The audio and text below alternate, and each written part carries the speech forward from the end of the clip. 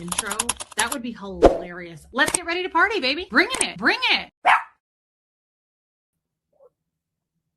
Well, hey, everybody. Doesn't really feel like a Sunday to me. Mods, thank you for being here. Thank you for coming in. Cheap Chick is here. There may not be very many people here. Sometimes weekends can be weird. Hey, there's Pam. Hey, Yorkie Mom. Pam, I hope you had a great birthday on Friday. I don't know that she's in here, but Holly, I missed her birthday yesterday to tell her. Of course, I texted and talked to her, but yesterday was also Holly's birthday and Pam was Friday. So happy birthday to our ladies. Love those ladies very, very much. They're good friends of this community. Hey, Dee. Hey, Joanne Holly. Linda Stokes. Thank you, Linda. Thank you for saying that. Hey, Buffy. Hey, Charcoal Ninja. Jamie Castro, welcome in. Hey, Rachel Sandy. Honey Lou. Thank you, Honey Lou. Hey, Donna Cooper. Lacey Silver, Amy Knight. Love you too, Pam. I really do. Thank you. Lydia Kraus, Joy Lee, Chrissy Twig. Great question. Let me I don't want to get behind and then I will tell you. Hey, Linda Perales, Shelly Kelly.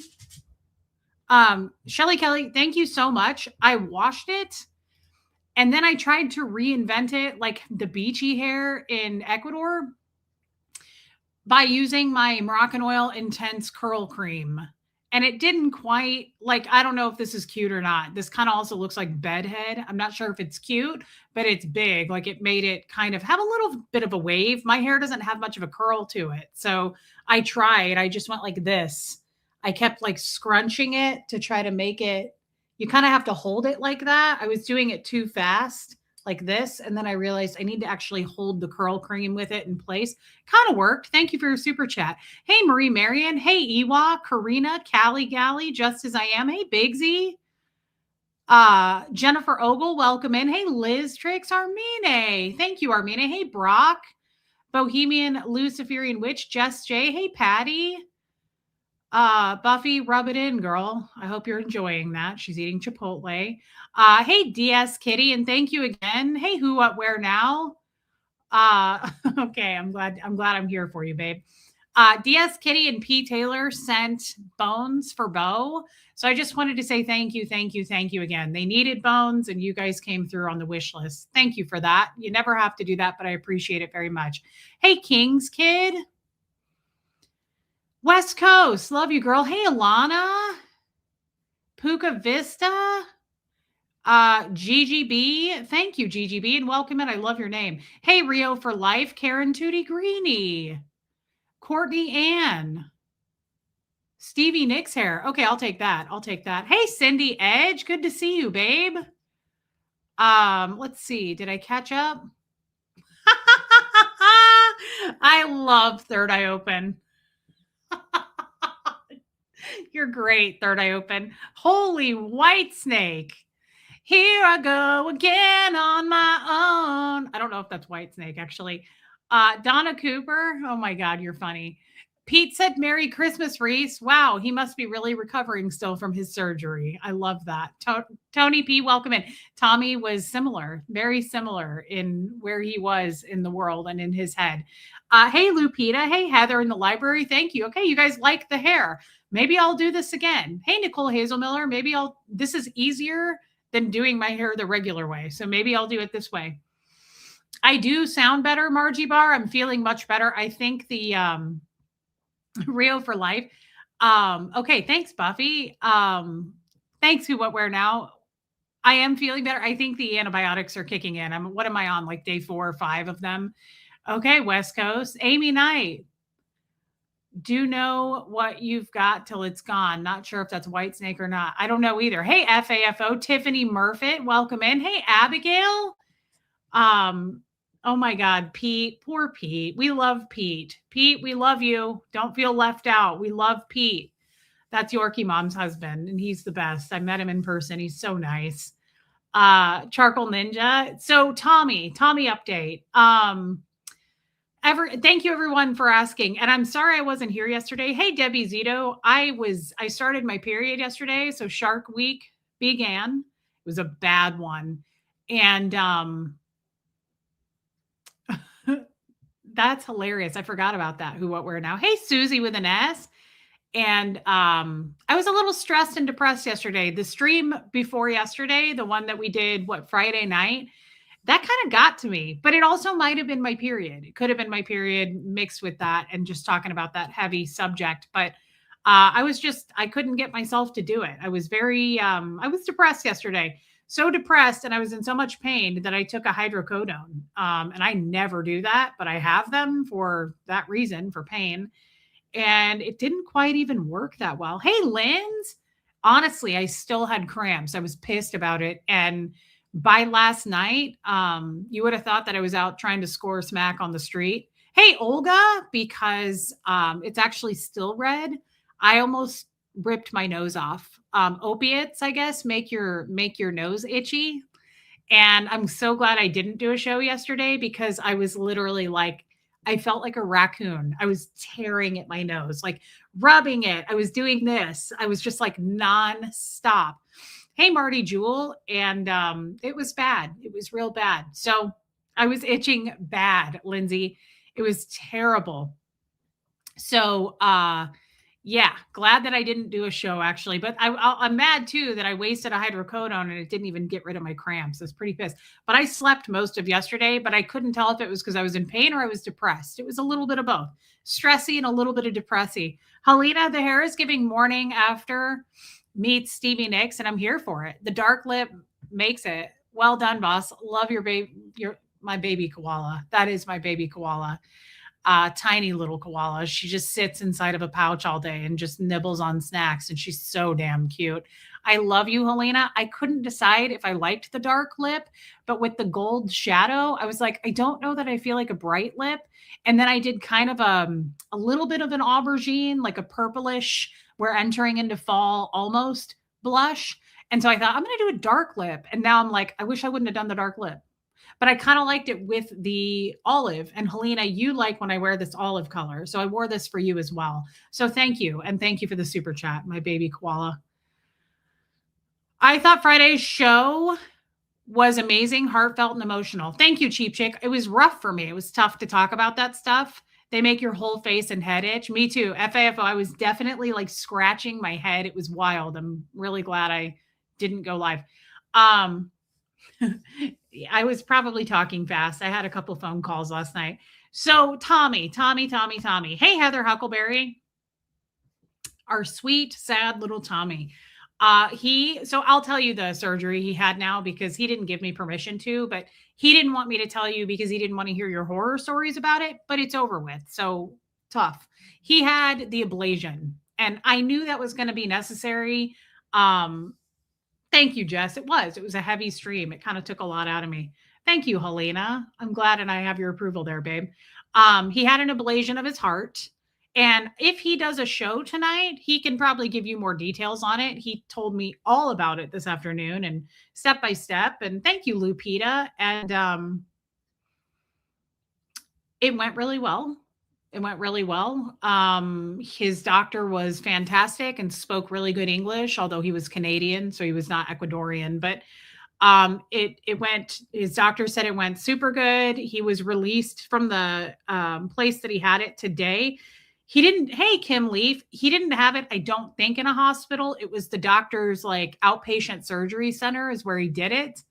And again, hey, Meredith Lynn, he did, I think, 4 of them. Thanks, Meredith. Hey, Jennifer Minton, I believe he did 4 of them on Saturday of those procedures. And he said Tommy's went really, really well. So thank you for praying for him. I really appreciate everyone doing that. I don't think he should go live tonight, but he's sleeping. He's been sleeping all afternoon and he got an antibiotic that he's on, and they changed out his, he's on 3 diuretics and they changed out his furosemide to something else. And so, hey, Tracy,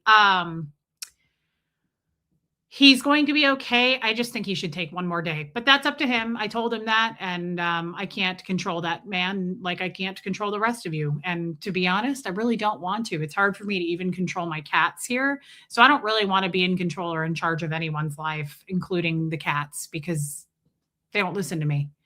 Hey, Stuvers. So I will say though, and I think this is another reason I didn't go live yesterday, is I got really emotional about it. Tommy's getting old, which isn't old. He's only 56, but I think that as you age, and I don't know yet if this will happen to me because I truly don't think about death as much. Like I said this the other day, if I were gonna die, if someone said you have a year to live, I would probably be at peace with that. I don't know that I would fight it. I'm not a person to like protest death. It doesn't I know it's inevitable and I'll be okay with it as whenever it happens because I feel like there's so much more that happens when you die. So I kind of look forward to the other side as well. So I'm kind of like, whether I'm here or there, I feel like I'll be okay. Hey, Ghost Rider, Farrah Fawcett. All right. Okay. So the hair is a go. We seem to like it. We vote yes on the hair. Good. Because I think it kind of looks like a rat's nest myself. But um, Tommy is a little different when it comes to that. And he is a soft, he's a sad little baby bunny. He really is. Tommy is, I say this a lot. He's not who you think he is. He's not like, he just does his show. So it's kind of hard to know his real personality, which I bring it out of him when we do a show together. Hey, Kat. Thank you, Kat. I don't either. I don't definitely Cat, I will be happy to live to like 70, 75. That would be great. I really don't want to live to be really old. To be honest, now that I know my dad is like out of it and has dementia, I really don't want to go that long. Um but it was sad. It was sad. Tommy is much more what's the word? He's been very emotional. Hey, Sarah Kramer, for the last 24 to 48 hours. And it's made me very sad. Like yesterday, he, before the procedure, he asked the doctor, which I would ask the doctor this too, to be honest, but he asked the doctor, he said, "Have you ever killed anyone?" And the doctor was like, "What?" And he said, "No." He said, "I've never killed anyone. I've made mistakes, but I've never killed anyone." And he said, "Okay, that's great." And so Tommy called me and it made me so sad. And he was just crying. And he was like, if just in case I'm the one person that dies from this, he did it again. He was like, "I just want you to know you're the best thing that's ever happened to me." And he was like, "I've never been happier." Hey, Renee B. And Abigail. And it was really sad. He came out of the surgery. Hey, Kim is blue. And he was so loopy. Like you could tell, even just looking at his eyes, he was all doped up and loopy. But he was like, he goes, "You're all I thought of the whole time." And he was like, "I just want you to know." And he was just so out of it. Hey, Jeannie, he goes, what did he say? He said, "If someone gave me $1 billion to be with another woman," he said, "I wouldn't take it." Hey, Debbie, Love and Life. I was talking about him right now, Debbie. He goes, "I wouldn't take it." And I said, "Babe," and he goes, "I mean it." He goes, 5 billion. He said, "If someone came to me and said you could be the richest man in the world, but you'd have to be with another woman," he goes, "I wouldn't take it. I wouldn't take it." And he was crying. He had like tears and they were rolling down his face. And he was like, "I love you so much." He was like, "I've never been happy until you." And I was just getting really emotional. I was like, "Okay, that's enough." Like it was making me really sad. But before the surgery, he was very like, "If I die," he was like, "I just want you to know." He was like, "I'll wait for you and I love you." And he was like, you're the best thing that's ever happened to me. And I've never been happier." And I was like, "You're not going to die." Like, and I understand the feeling. I better him than me. I don't, if I was getting ready to go under and have general anesthesia, I'd probably be saying the same thing. Like, what if I don't make it? What if I don't wake up? But he's fine. He's going to be okay. This is one surgery down, which I think is a pretty minor procedure. He has to have a pretty major surgery coming up. He has to have another major surgery. So we'll tackle that when it happens. And heart procedures are scary, Susan P. You're right. They are. They are. And I wasn't worried that something bad was going to happen to him. I really felt like he was in good hands. So he's okay. I don't fear death, but I sure worry about what would happen to the people I love. Tiffany Murfitt, I really don't even worry about that. You know what I worry about? If I were to die, I worry about my animals. That's it. I know that Huxley would be okay. I, of course, know my parents would be fine. Like, and what else is there? My friends, but you guys would all be okay. Like, I don't worry about people when I die. I worry about, I'm like, please just let me die. Let Gertie die first. Because if I were to die, I would feel horrific about Gertie. Like, I am her person. Bo would be okay because Meredith would come get him. But Gertie, I don't think she would recover from that. She'd be pretty upset.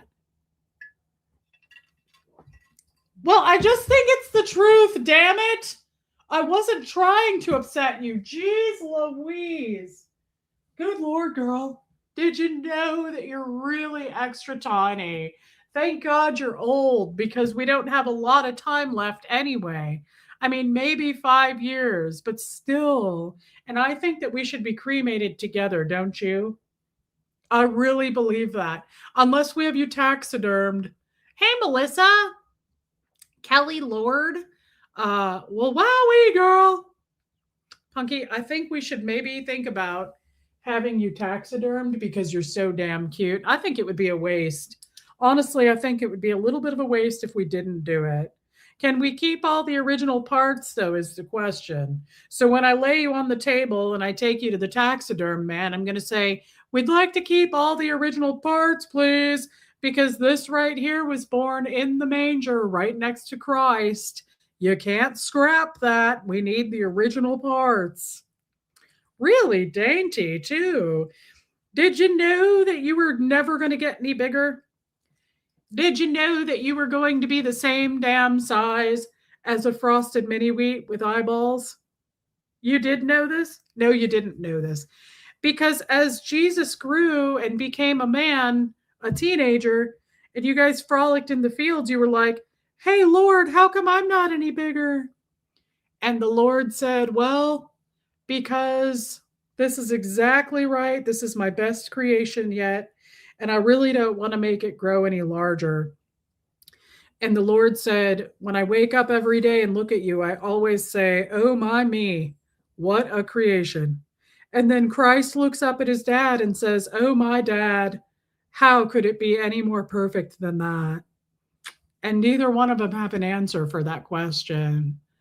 Yeah, Amy Knight, it's a lot to deal with. It's a lot. It's a lot of extra sass too. The Lord said, oh my me, give it a lot of sass. And then the Lord said, let there be light. I forgot about that shit. Let there be light and shit. But first, let there be a frosted mini wheat with eyeballs. That's the best creation anyone's ever seen, with incredible footy paws.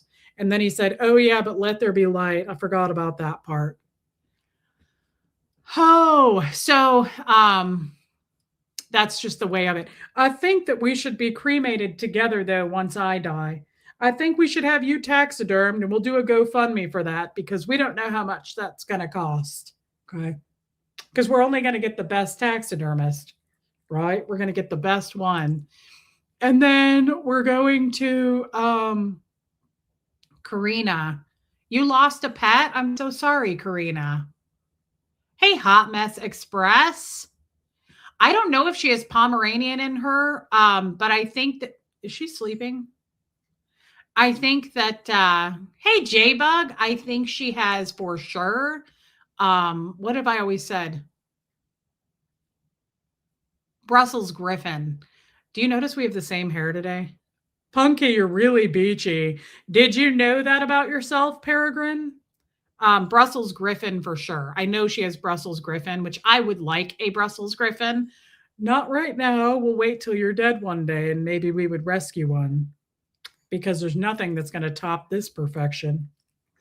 And then I think it could be some Yorkie, but possibly Pomeranian. But really, honestly, thank you, Linuswell. Who cares? Honestly, who cares? Whatever it is, it's the creation of the Lord because the Lord chose to have this tiny child, this little frosted mini wheat, little hay bale with eyeballs. The Lord chose to have her born next to Christ. And that's what's really important to know here, that it happened on a little wintry, chilly, crisp Thursday evening in a manger right there with Mary and Jackson.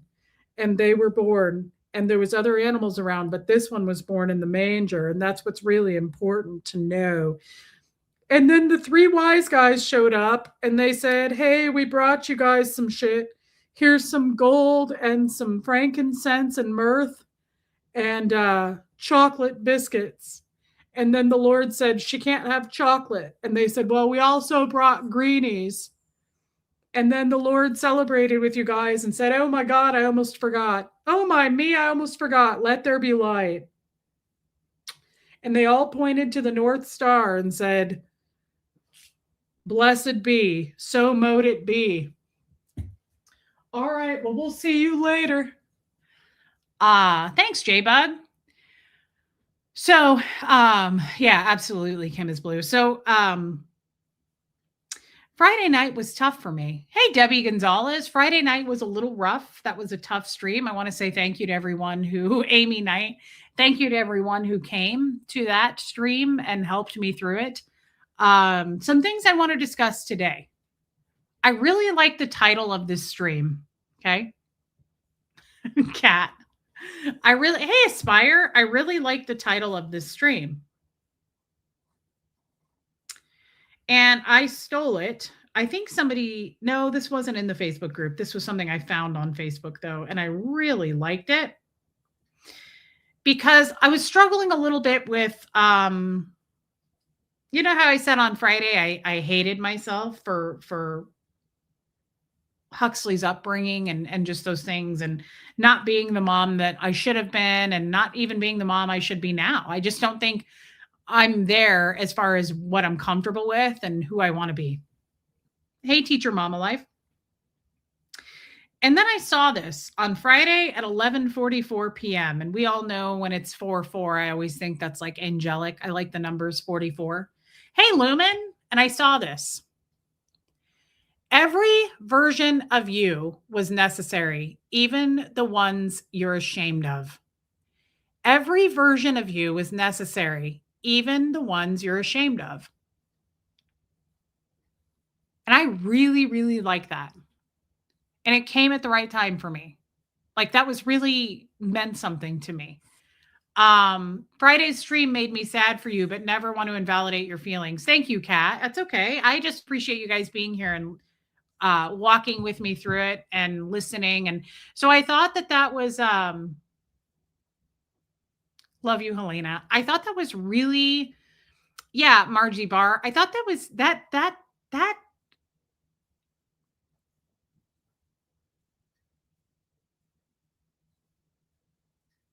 someone's talking, and that better be my mom and Huxley. That better be my mom dropping off Huxley.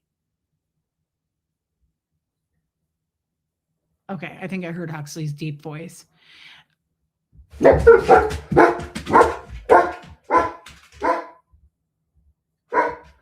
So Huxley's home. I'm going to have him shut this door so that it's not so loud.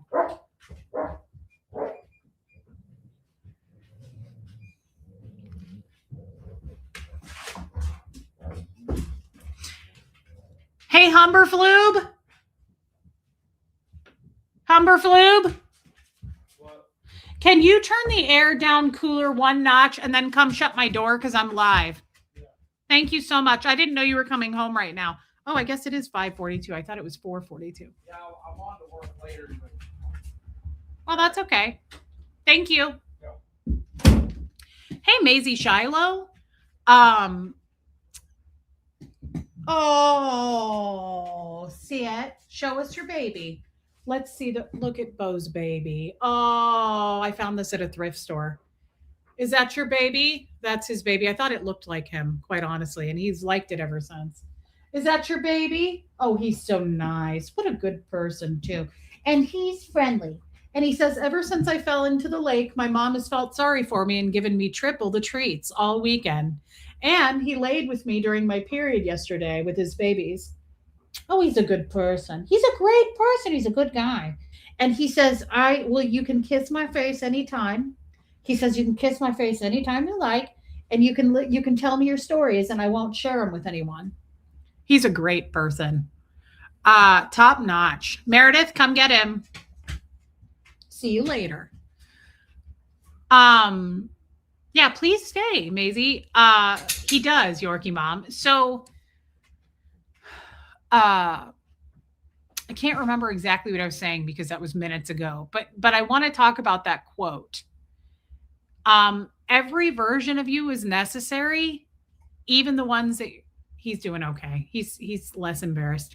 Even the ones that you're ashamed of. Hey, Tennessee girl, I don't know how much that applies to some of you. Like, kind of, that's kind of one of those quotes, like when the student is ready, the teacher appears, kind of a thing. But I felt very vulnerable and I don't know. I don't know if the word is weak. Yeah, teacher mama life, he's enormous. I don't know if the word is weak. Oh, hey, Jeannie Hansen, no problem. Melissa, that's amazing. I wanted to say something to make you feel better Friday, but then I realized no, she just needs me to listen, not fix. What a beautiful thing to say. That's a really special thing to say because it's true. I've told you this many times. I'll have that conversation with Tommy and he'll be like, well, this, and this. And I'll go, no, I don't need you to fix this. Like, I'm not looking for solutions. I just really wanted you to hear me. Hey, Jojo. So, I really, really like that quote because that was what I was feeling after that stream was a lot of, shame attached to that, right? Guilt for sure. And I don't feel a lot of guilt and shame about things otherwise, like just how I affected people, especially people I love, right? Which would be Huxley. Um, hey Caroline in Canada. Love you too, babe. And I just felt like that quote was very very spot on. When the teacher's ready, the student appears, kind of a thing. Every version of you was necessary, even the ones that you were ashamed of.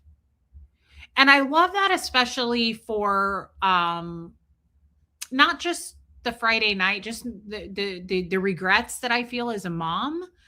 But hey, Barbara Wade, I also love that because I think of this is where my mind also goes for this. I think of people who try to shame and embarrass me or hold me accountable.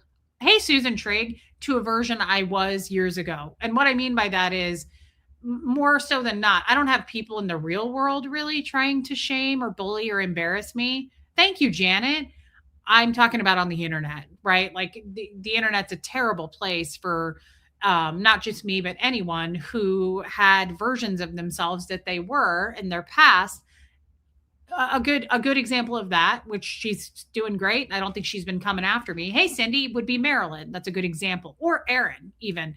They try to do hate videos on me or tried in the past and hold me like to a version of who I was 3, 4, 5, 10, 20 years ago.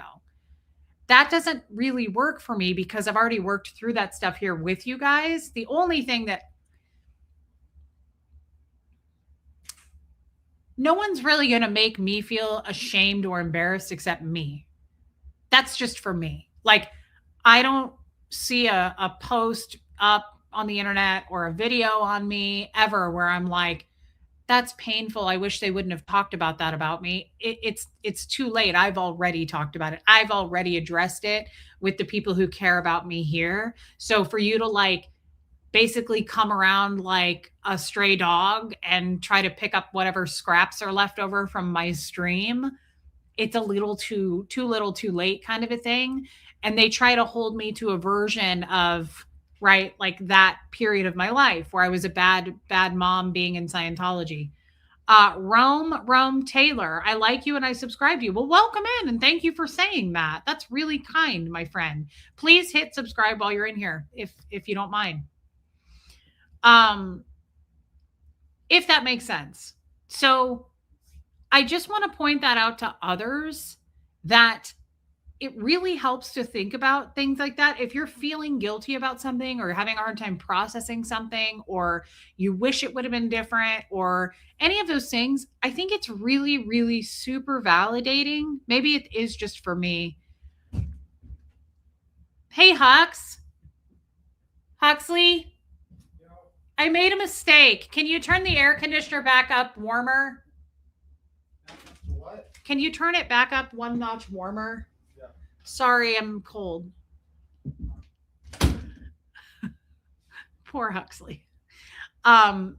So, Yorkie Mom, that I love when people gift memberships and people love it. And I appreciate that so much. Hux, perfect. Thank you, son. Sorry, I just didn't want to shout in your ear. Pam, that is so kind. You already did that on your birthday Friday. You don't have to do it again, but thank you. I very much appreciate you gifting memberships. People love getting Hux is like, it's like, damn, mom, you and your period and your perimenopause, get over it. Um, Thank you. I love when people get a gifted membership, and I just think that's incredibly kind. So thank you, Pam. I just it for whatever reason it pulls off the weight when I think about that. I'm gonna start thinking about that quote. I'm very. It is so nice to see you, wandering widow. You don't have to do that. You've already done way more than over the top. So thank you. Thank you for the big super chat. But you don't ever have to do that. But I appreciate it so much. Tardy tax. That's okay. I'm just glad you're here. It's called perimenopause. You will experience this with your wife in about 25 years. Huxley is getting the master class in hormones. Trust me, he's being raised by a single mom. He's getting it. Thank you, Wandering Widow. That was really, really nice of you. Um, so I guess I'm going to refer to that quote over and over when I feel like I didn't do something well enough, or basically that. I often feel that way. Like, I wish I'd handled that differently. I don't know if I was in a good enough mood. I hope I didn't bring that person down. I hope I didn't make anybody feel bad. I hope I wasn't doom and gloom. I do that a lot. I do that a lot even after my streams. I'm like, well, that was a useless stream. No one got anything out of that. Or I'm like, I don't need to stream every day because no one really gives a shit about me. Like, I don't need to be here. I don't mean it like that. Like, no one cares about me. I mean, other people have a life and you don't need to be here all the time. That's kind of where I try to push myself. And then I think that's not true. People really do enjoy being here. It's about the community. It's not about me. It's about us showing up and just having open conversations and being vulnerable. And also just these little tidbits that help, right? The next time any of you feel like hard on yourselves, right? I know moms are especially hard on themselves if they're capable of self reflecting, and some are not, but every version of you is necessary, even the ones that you're ashamed of. Thank you, Marie Marion. Hey, Pat Jonas. It's a great quote. I've made a lot of mistakes, some that are shameful, but always remind myself I wouldn't be who I am now without those times. Exactly. Exactly. I don't know what that means, Jennifer Ogle. It's a good perspective that it's all of our first time here on earth. We're doing our best with the tools we have. And that brings me to Melissa, why oh why? And I already know the answer because hey Sonny, because and I'm sorry to hear that, Sonny. Why oh why? Because Melissa's absolutely right. We're all just trying to make it. And some are trying to make it harder. I love you, Nance. Some are trying to make it harder for others. And that I'll never understand. Like the bullying mentality, the I'm jealous, so I'm gonna tear you down. Or the people who start like little hate campaigns against people. It's weird. Kim, that is such a nice thing to say. Thank you, Kim. It's weird because we really are just all trying to kind of make it, and we all have different opinions. And I always think it's weird when you see people step out of their lane intentionally into someone else's lane to make life harder. Or the people who are even worse than that, they believe that they're trying to actually be helpful when they're being incredibly harmful. There's those too.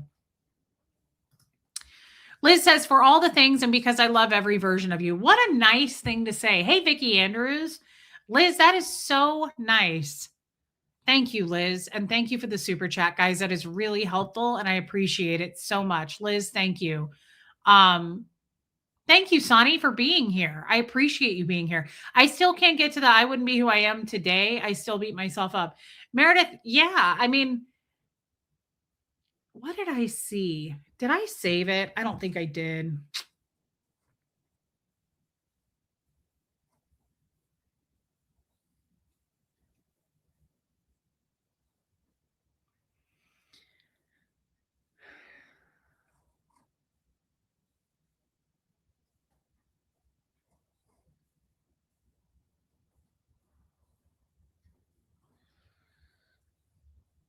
I thought it was.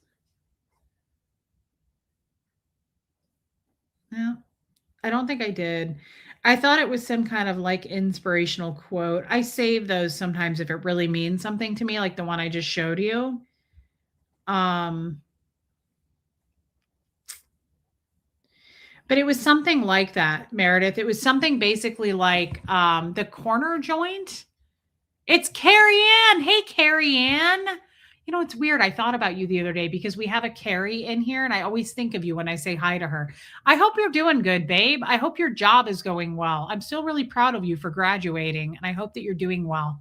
I think about you often. Thank you for popping in. Thank you for being a member. It's just kind of one of those things. Thanks, Shelly.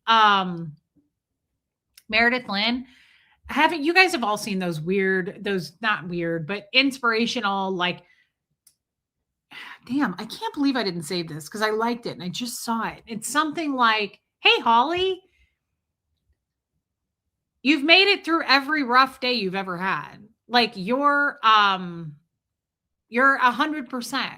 right? At all the days that maybe you thought you wouldn't make it, but you made it. That's what it's something like that. Like every bad moment you've had, you've figured it out, you've solved it, and you've gotten out of it. You've made it. Like, give yourself a little bit of credit. That it's something like that, but I just totally butchered it. But the other thing I wanted to discuss, and this is fairly, and Holly. Oh, I said happy birthday to Holly, and she wasn't in here. So now she's in here. Yesterday was her birthday and I missed it because I didn't stream. So happy birthday to our beautiful Holly. I love Holly so much. Speaking of friendships, I don't really know how I want to address this, but yeah, that's good, Miss Sunrise Dawn. Your record of getting through your bad days is 100%. And I think a lot of us are just used to, hey, Amy M. I think a lot of us are also just, we are more negative. We've kind of flow more toward the negative, right? Like it's easier to go, yeah, but I'm bad at this, but I'm good at this. And my record of getting it through it is 100%. We don't ever look at things that way. So I get you, Meredith Lynn. I really get it. But I want to ask you guys something because I have been learning more and more about the idea of friendship, having friends.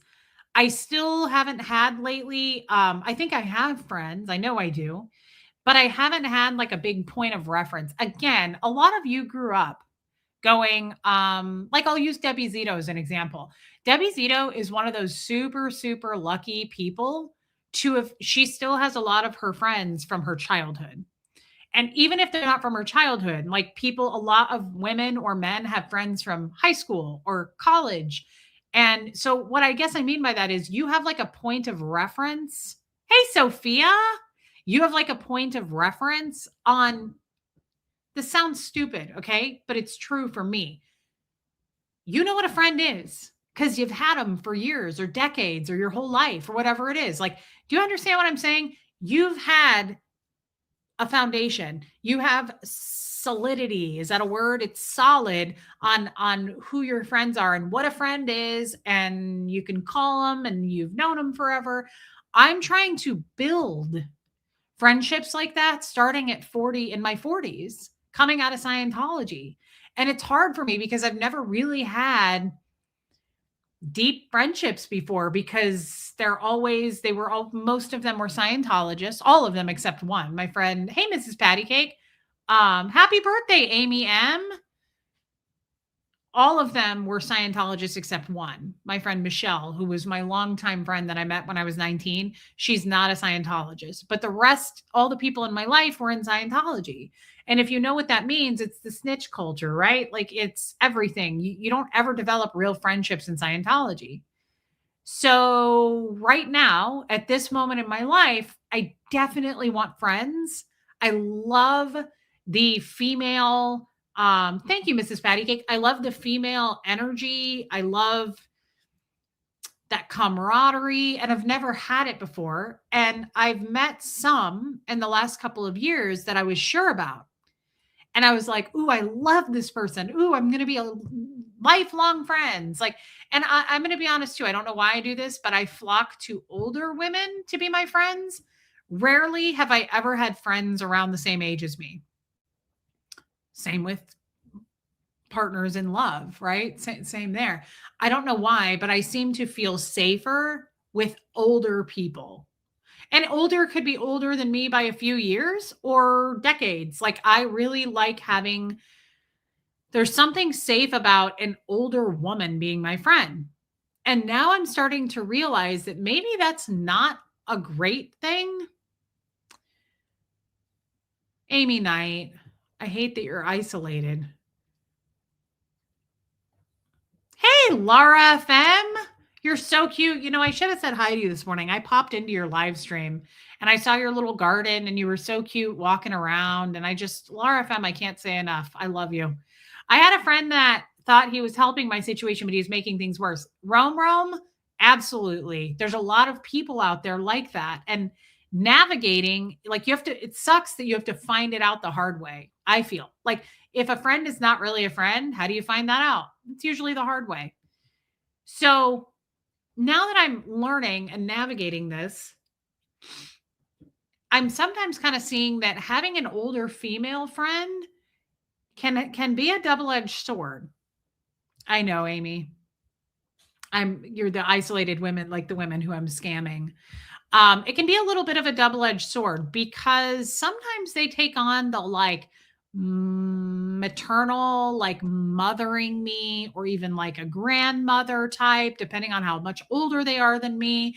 But like, I find that sometimes getting a much older female friend isn't best because they think they know what's best for me and they kind of try to guide me too much and tell me what to do. And they doubt some of my ideas.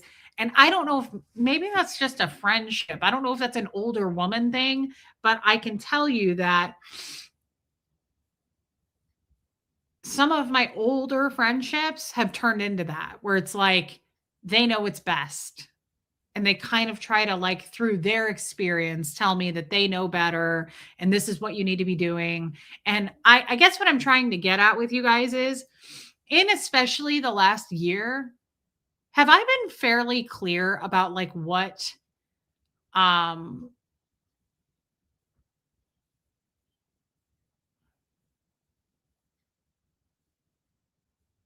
what an interesting name.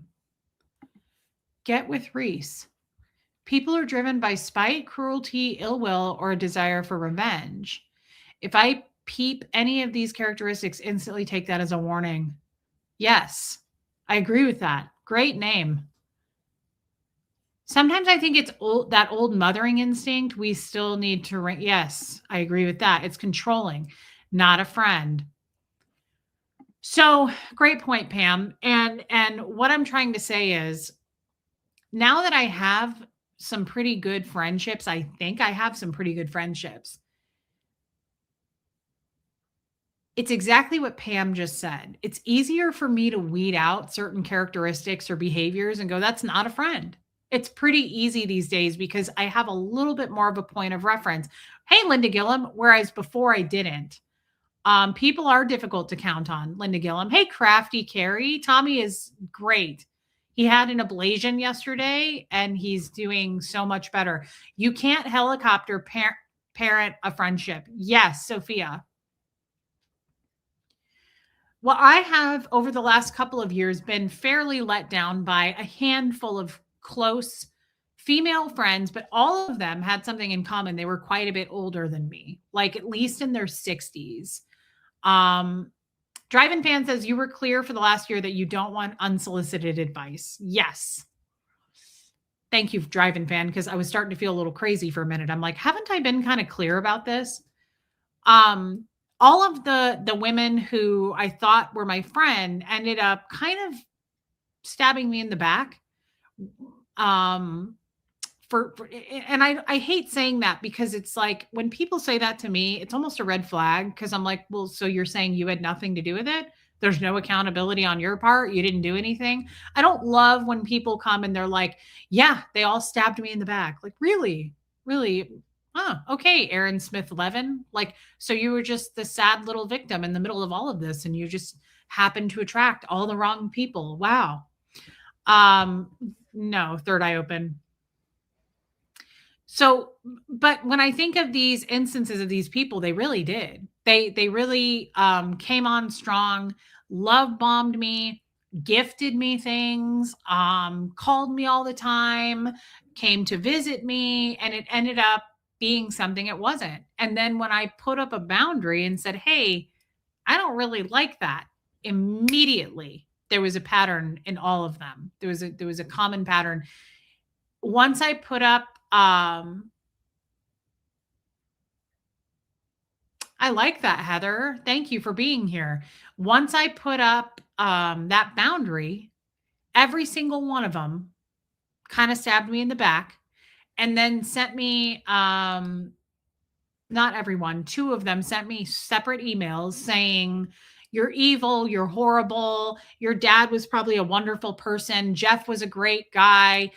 You're just the problem. You were probably a terrible child." One of them, if you recall, wrote me an email and said, "I'm glad Jesus led me to you so he could show me your dark heart." Like, all of a sudden, these people who were my good friends, I put up a boundary and said, "I really didn't like the way you treated me." And they were done, right? Not only were they done, they weren't ready to walk away. They had to have the last word by saying, hold on,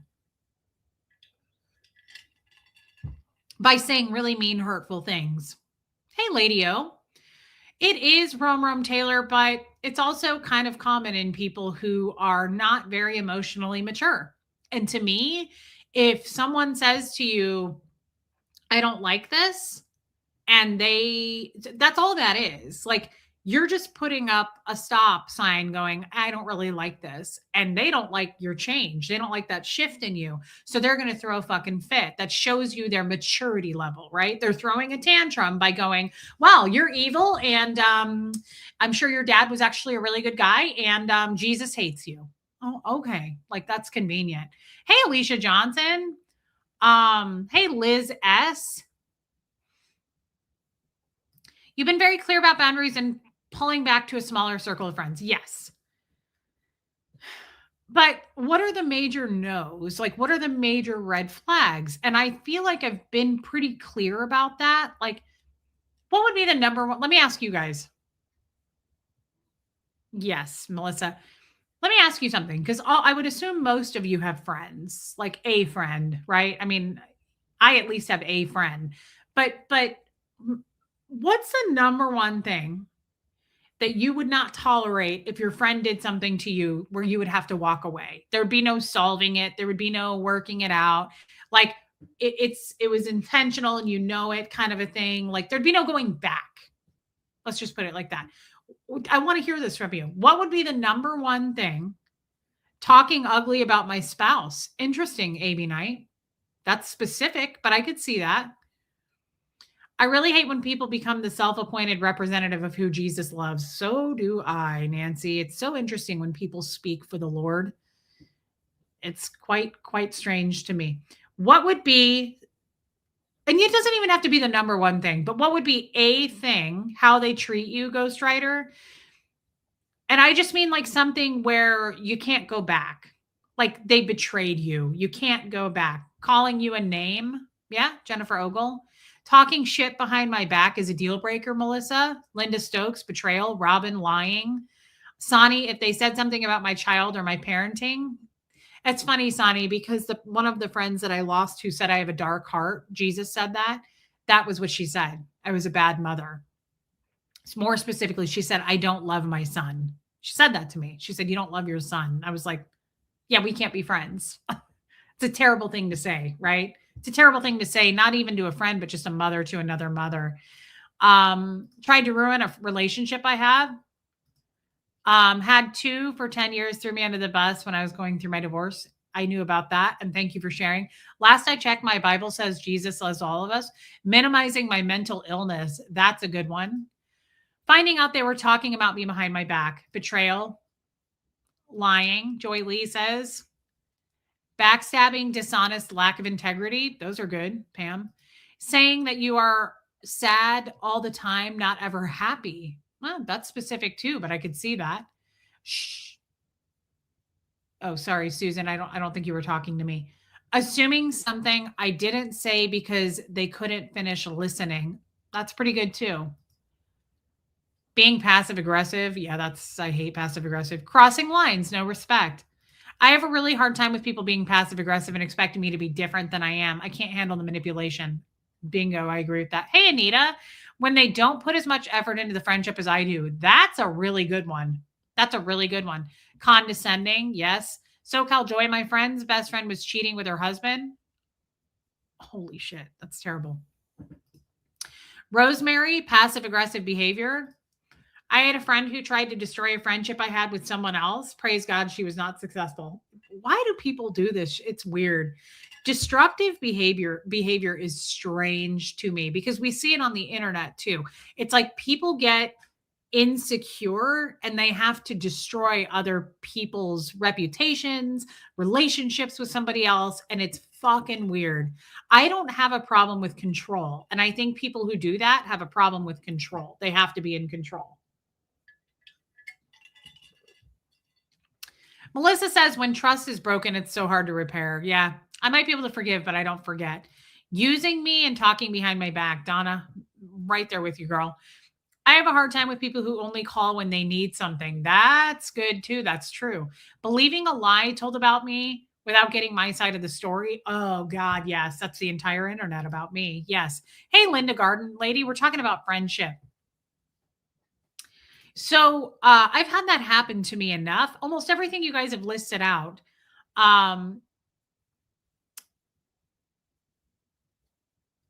You were honest about you didn't like the gift. At least you told her. Maybe you're not talking to me. Hey, Carrie. Pretty much everything you guys just laid out ended up. Hey, Jennifer. Ghosting you. Yeah, that's a big one. Hey, Daft Woman, disloyalty is a good one. Jojo. Yeah, all of those things have happened to all of us, unfortunately. But I've had that happen to me too much, and it's made me really, really kind of become a little bit depressed. Wow, we got another new person. First time here. The YouTubery, what a cute name. Hope noobs are welcome. We love new people. I really, really do. And this is an amazing community for new people. We're very welcoming here. We really, really love having new people. So thank you for coming in. That's amazing. I feel like we never get new people. We have 2 new people today. So that's amazing. Thank you for being here, guys. Please hit subscribe and I hope you come back.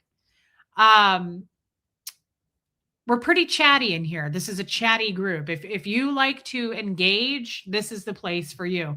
Jeannie Hansen. Love our Tommy. Neighbor had an ablation. Feels so much better. I'm having a stent put in my little heart September 1st. We all love you, Reese. That's coming up. Okay, so some prayers for you or non-prayers if you don't pray. Either way, though, Jeannie Hansen will be thinking about you. Thank you for sharing that with us. And thank you for the super chat. Hopefully Tommy feels much better. Right now, he's just a little bit loopy post-op. And he's just really cute in the stuff he's been saying because he's just been like, really like watching his eyes. He's all glazed over. I was like, babe, I don't think you should do a show tonight. He was like, we'll see how I feel. I was like, oh, okay. All right. It's hard to stop him because he's in Ecuador. Thank you. Thank you. Thank you, Jeannie. And I love you. I will be thinking about you for sure. We do love new people. We really do. So what a joyful community. Okay. Well, I'm glad you're here. I love having not only new people, but people who want to just jump into the chat and talk with us because the whole purpose of this channel, it's a different topic every day, every hour. Really, it changes. But the thing that doesn't change is the purpose of this channel is the chat is the guest. You guys are my guest. So like I'm sitting here engaging with you guys at all times. That's the purpose of this. So I'm always asking your opinion on things. We're always talking about different topics. It can get heavy. It can get funny. It can get weird. We can talk about vaginas. We can talk about doctor's appointments, all of it, everything under the sun. So I'm always thankful when people come in and just jump right in. It's really fun. Thanks, Linda Garden Lady. Oh my God, Amy Knight, poor Tommy. Yeah, it's amazing. And I hope that you'll stick around. Everybody here is friendly. And we do sing sometimes. Yes, we do. Um, see, Ghost Rider says, YouTuber, jump into the conversation anytime. We don't bite, and this is a very non-judgmental place. We can be vulnerable here. I did a show 2 days ago where I was talking about motherhood, and it was really hard for me. It was very emotional, and I felt ashamed and embarrassed and all kinds of things. And a lot of people opened up and joined hands with us about it and talked about it, and they were vulnerable as well. So it's a beautiful thing here because nobody really judges anybody, and we're all very open here. Thank you for subscribing, the YouTubery. Oh my God, Barbara, wait, that's hilarious. Thank you, Lady O. I did some curl cream in my hair after I washed it today, and I tried to scrunch it, and it kind of made a curl. I don't have curly hair, so I tried to make it kind of wavy. Um, a good friend just listens. Oh my God, all the drama I've handled. Y'all gonna make me, yeah, so much drama on YouTube. Hey, Kyla. Of course, Jeannie Hansen, we love you. Is Pete Taylor in here? I don't think she's in here. I want to tell her thank you for the dog bones. But I did thank DS Kitty. Thank you, thank you, thank you guys for going to the wish list and getting the dog bones. I appreciate that so much. Only on the wish list. I don't ever, for the new people, I never ask for money. I don't do any of that. But people have asked that some people don't want to give to YouTube because they take such a chunk. Hey, Abdazzle, and they love animals. So I just want to say thank you to those people who bought the dog bones. I don't have anything on there except dog bones, but I did add the damn crock pot. Katie did it. Miss Sunrise Dawn, she was here the other day. Oh, for sure, D. Yeah, mental health issues. I did straighten out the wish list, Linda Gard. There's Pete Taylor. Pete Taylor, thank you. I received your bones for Bo, and I just want to thank you again. That is huge.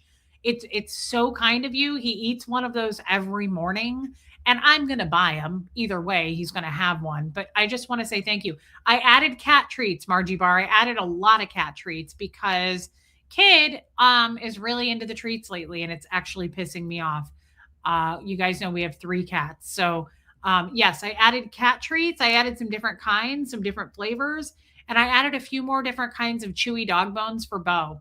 So thank you, thank you. If you want to look at it, the mods sometimes post it. No, the mental health thing, D, where'd you go? There you are. Mental health issues are difficult. Some people have a hard time trying to be happy. Loss, abuse, and depression is real. Yes. Yeah. I don't disagree with you on that. But I also don't think so. That's a tough one. Oh, I love that YouTuber. That's a tough one because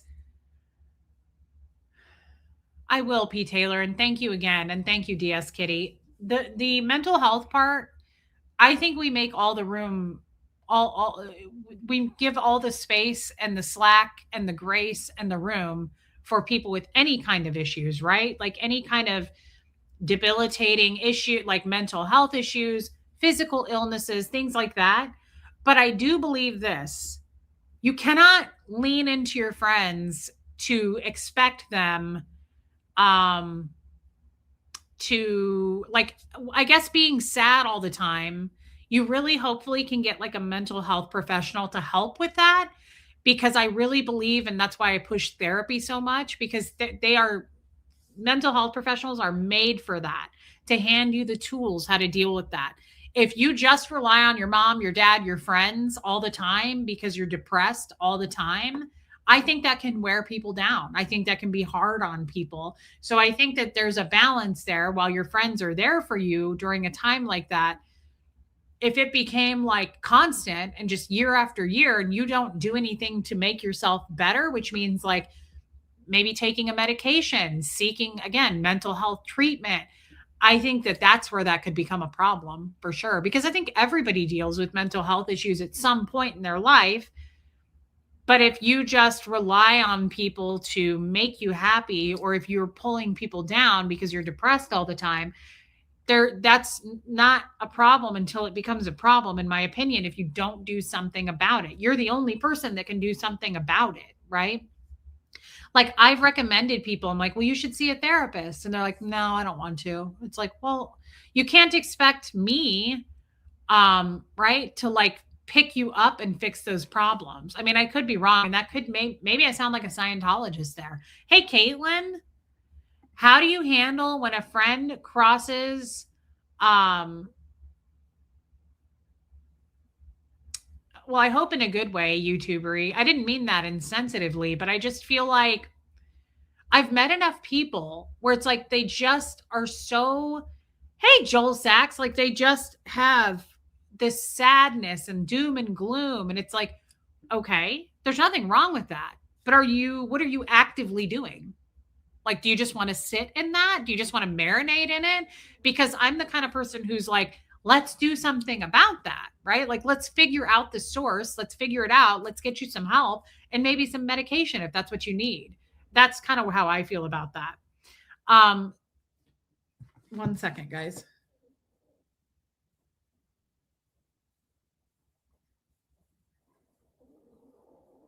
Can you guys hear her snoring? It's a balance, says Pat, to help friends, but gets to a point where they have to help themselves. Absolutely. If you're a full grown fucking adult, you also have to help yourself. Like you have to. I can't be around people who all day long,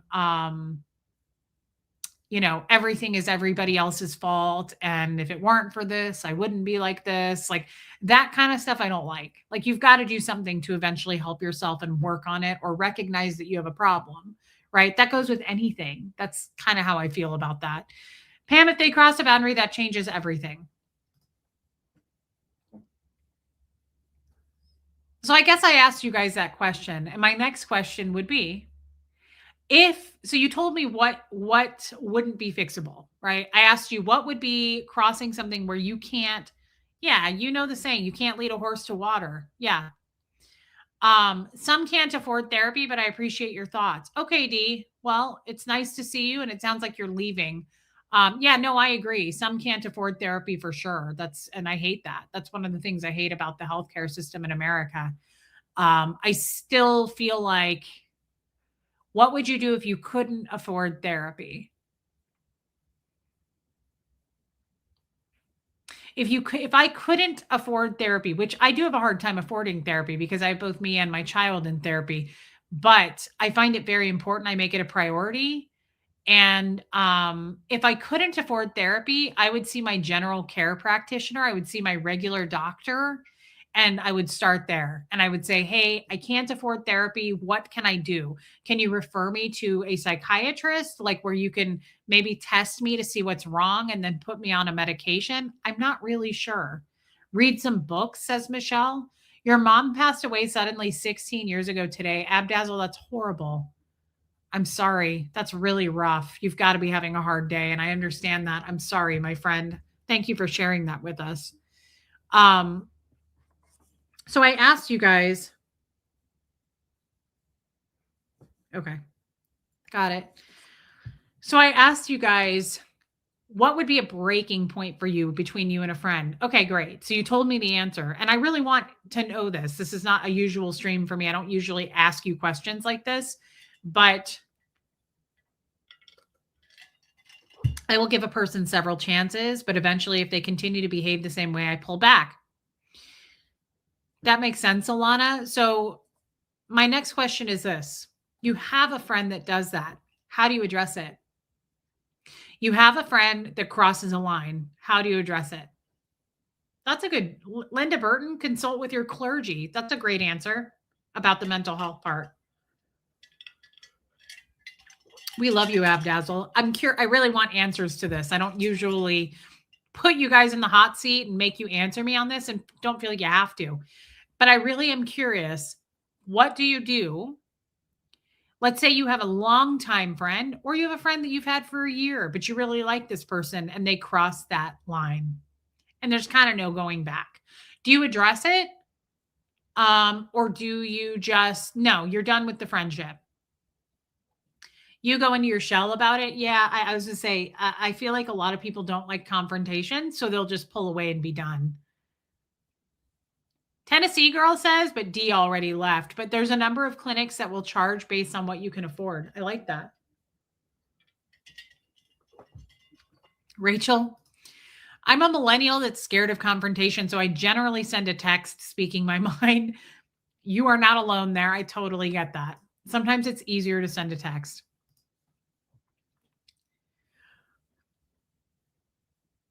Cut them off. I mean, pretty much. Yeah.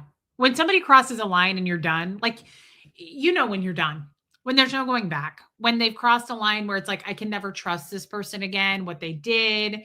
I can't give them any private information anymore.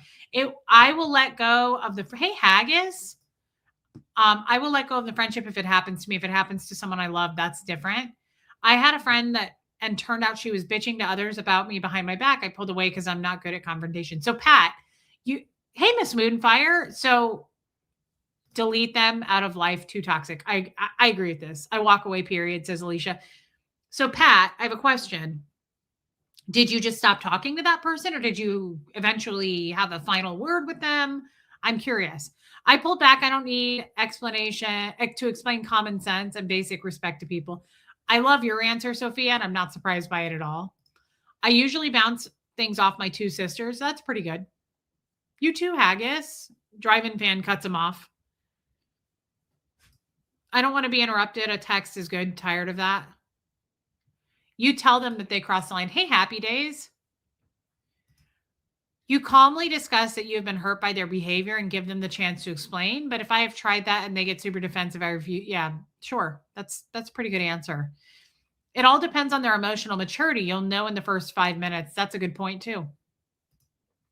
Amy, I had a friend with the same birthday as me who I had to cut off. She was so rude. I can tell you stories. That sucks. Happy Days addresses it. Eventually she spoke, but it was all at arm's length. Reset my age. I just can't handle it like I used to try. So it's over. Yeah, Abdazzle. I guess if you're close enough, address it. If it continues, distance myself. I've had friends betray me and then delete me from their lives. Hey, Riley's human. I mean, this is depressing. We asked for it, but like, it makes me not want to have friends. Never had a confrontation. She was like that with others, and I felt it was not going to achieve anything. If you know you're done, then you just don't talk to them.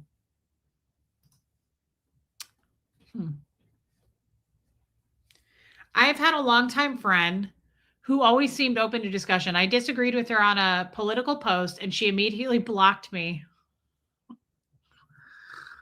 It's not funny. And Vicky, I'm sorry that happened, but the political shit is crazy to me. And it's on both sides. I mean, you can't convince me that like one side is worse than the other.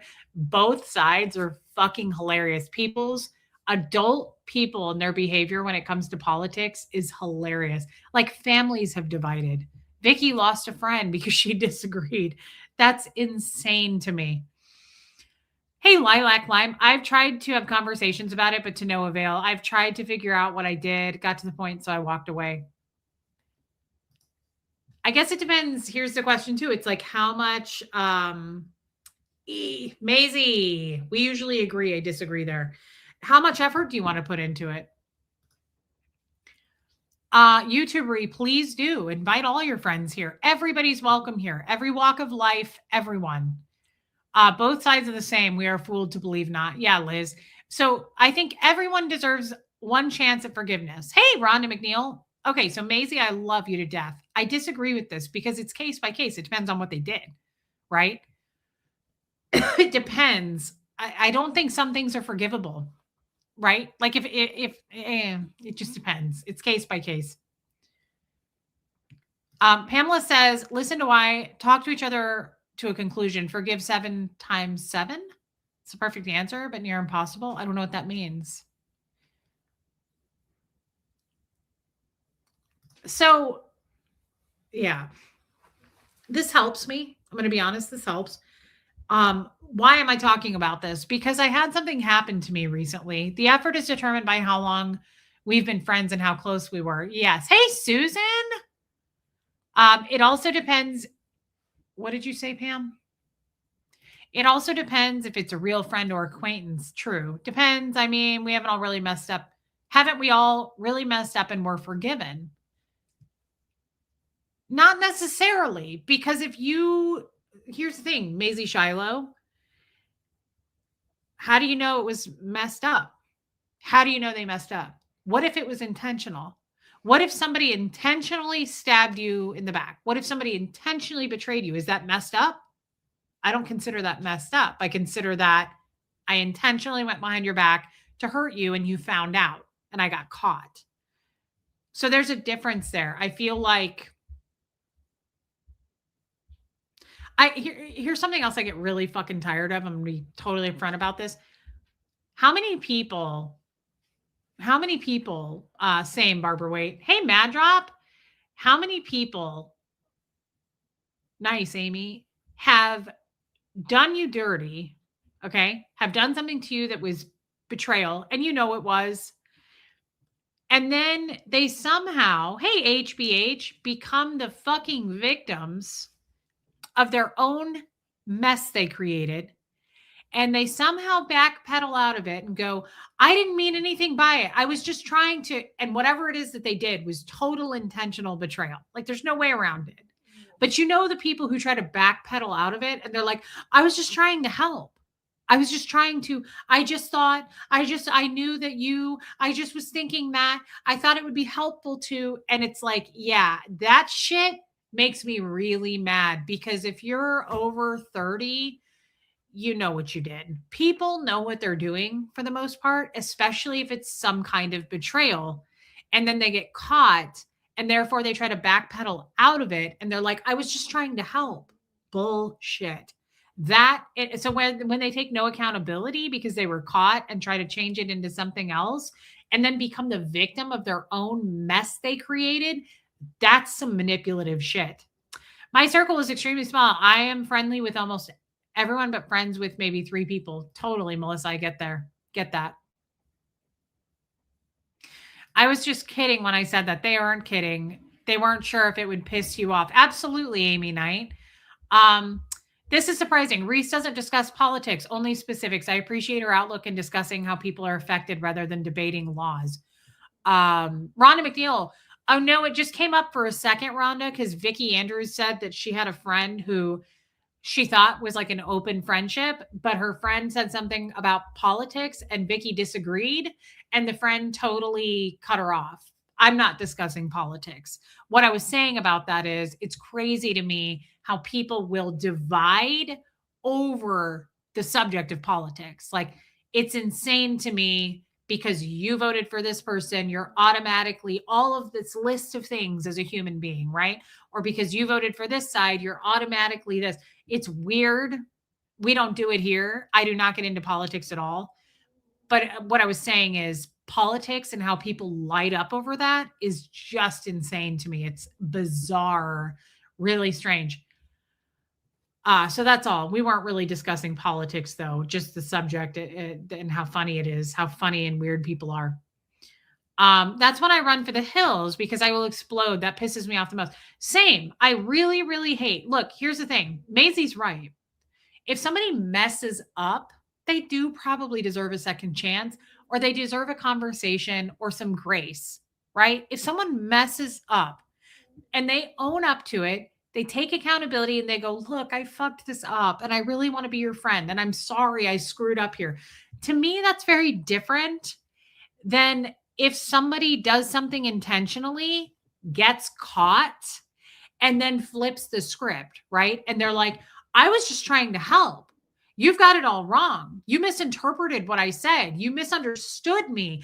I was just that shit makes because it's gaslighting too. And I don't use that word lightly, but that is flipping it on you and trying to make you feel crazy. Like, I would never try to hurt you intentionally. I was just trying to, I really don't like that. People do that a lot when they feel backed into a corner or like they've been caught. Absolutely. Nancy says it makes it easier when someone is accountable for sure. Accountability holds so much weight. Thank you, Abdazzle. Accountability holds so much weight. What did we say the other day? Yeah, Rhonda McNeil, it's so weird. I heard something the other day, and it went something like this. People don't cut you off or dislike you or hate you for the things that you did. Typically, they don't, right? Most people are pretty open to forgive, to be understanding. Hey, messy dude, like Tommy did 13 years in federal penitentiary for robbing banks. Like most of us are like, yeah, he did his time. Like that's horrible, but he has learned from it. He no longer does that, and he did his time. Or anybody else you can think of with maybe not a criminal record, but my point is people don't hate you for the things that you did. It's life, and as we go through each decade, each phase, we are better hopefully than we were before, but we learn from shit. We people hate you, right? People hate you because you won't own up and take accountability for what you did. That's when people decide they don't like you. It's not because of what you did. It's because you're sitting here going, I didn't do it, or I didn't mean anything by it. You took it the wrong way. That's gross. And that's not accountability frees you more than anyone. It's like forgiveness. Forgiveness is for you, not the other person. Accountability is the same way. It's a weight lifted. When you can say, I fucked up. Hey, Vince, and I'm really sorry I did that, and I'm sorry to the people I hurt, or whatever it is, whatever the scenario is. It feels so good to be able to lift that off of you and take the weight out. Hey, Charlene, it's when people go, I didn't do it, you took it wrong. That's when people don't like you, because when you have to be a, would you rather be right? When you have to be a right fighter, it so makes me think of my ex-husband. When you have to be a right fighter instead of just like coming down to earth and having a conversation about what went wrong, where it went wrong, and what you did to fuck it up, people love people for that. You can screw up all day. We're not meant to not screw up. We're meant to screw up. But when you screw up, it's so amazing. People love you when you go, I screwed up. Damn me. I wish I hadn't done that. I'm sure won't do it again. That makes all the difference than someone who's like, well, you obviously read it wrong. You heard it wrong. I didn't do that. So that's when people don't like you. That's when people don't trust you, when they don't want to be your friend, when they, no, he has a grooming appointment, Susan, this week, and he actually doesn't stink. He doesn't smell bad, so that's okay. I don't want to traumatize him anymore. I'm going to let the groomer give him a bath. We have another birthday today, Willow Tree.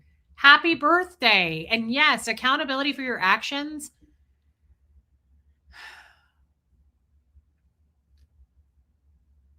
Thank you, Rosemary. Yeah, Rhonda McNeil, it really does. The problem too is, and happy birthday, Willow Tree. The problem too is, here's what sucks too about the friendship thing. People often, you have to take them at whatever face value. And people often are not who they end up saying who they are. And that sucks because we've all been wrong there too. And I have had, Vicki Andrews. Basically, I have had friends who talk about me to other people, and then I have to find out about that. They don't tell me they did. I have to find out from other people they did. And I'm 42. Hey, Kathy Brown. And I think the reason that I find that offensive at this point in my life is I'm pretty approachable. And if you have something that you need to say and you're my friend, I would hope that you could have that conversation with me. But when you take something to someone that I know to try to validate your thoughts about me or whatever you think it is, that's where I would like your input on that. That's all I'm going to say. I would like your input on that. So Yeah, Melissa. So it's like, I'll use my mods as an example here. So there's Yadira and there's Miss Sunrise Dawn. Both very good friends of mine. We're all very open. My mods are all very, very, very good friends of mine. They've been my mods for years. There's never been any turnover. Not since the very beginning of this channel, but once I got these mods, they haven't left. And we're all very tight. We're very close. They know a lot about me, and I trust them. That's the most important thing. So let's say that I went to Yadira and said, Miss Sunrise Dawn is pissing me off. So she's made these changes in her life, and I'm worried about it. I don't like the new guy that she's dating, and I just feel like her attitude has changed. And I don't know. What do you think? I just don't love that. How do you feel about that? Love you, Rhonda. How do you feel about that? I think that's really wrong because what I would say if I were Yadira, I would say this. Well, let's have a conversation with her about it. Why are we having this conversation about her? Like, why are you bringing this to me? We should be taking this to her. It's really not fair that she's not a part of this conversation. To me, I already crossed the line because I knew, yeah, oh, Lumen dropped it. I can't stand gossip when it's disguised as concern. Oh, shit, that's good. That runs deep, girl. That rolls deep and it is nasty. Yes, Amy Knight. I have done that in my younger years. Me too. Amy Knight. I did that in my 20s. I did that at my jobs. I certainly would avoid confrontation. So I would take it to someone else who has a common ground with that person. That is never okay. And you can kind of get away with it if you're like 22. That's the only time you get a pass for doing something like that because you just don't know who the fuck you are yet and you're figuring out the world and you're just not there yet. You don't understand how it works. However, that's why I said if you're over 30, fuck you. You knew what you were doing and it was wrong. I love this so much. Ah, is everybody seeing that? Oh, I love it so much, Lumen. I can't stand gossip when it's disguised as it's dressed up as concern. Mm-hmm. Mm-hmm. Yes. Yes. So that's my final question here.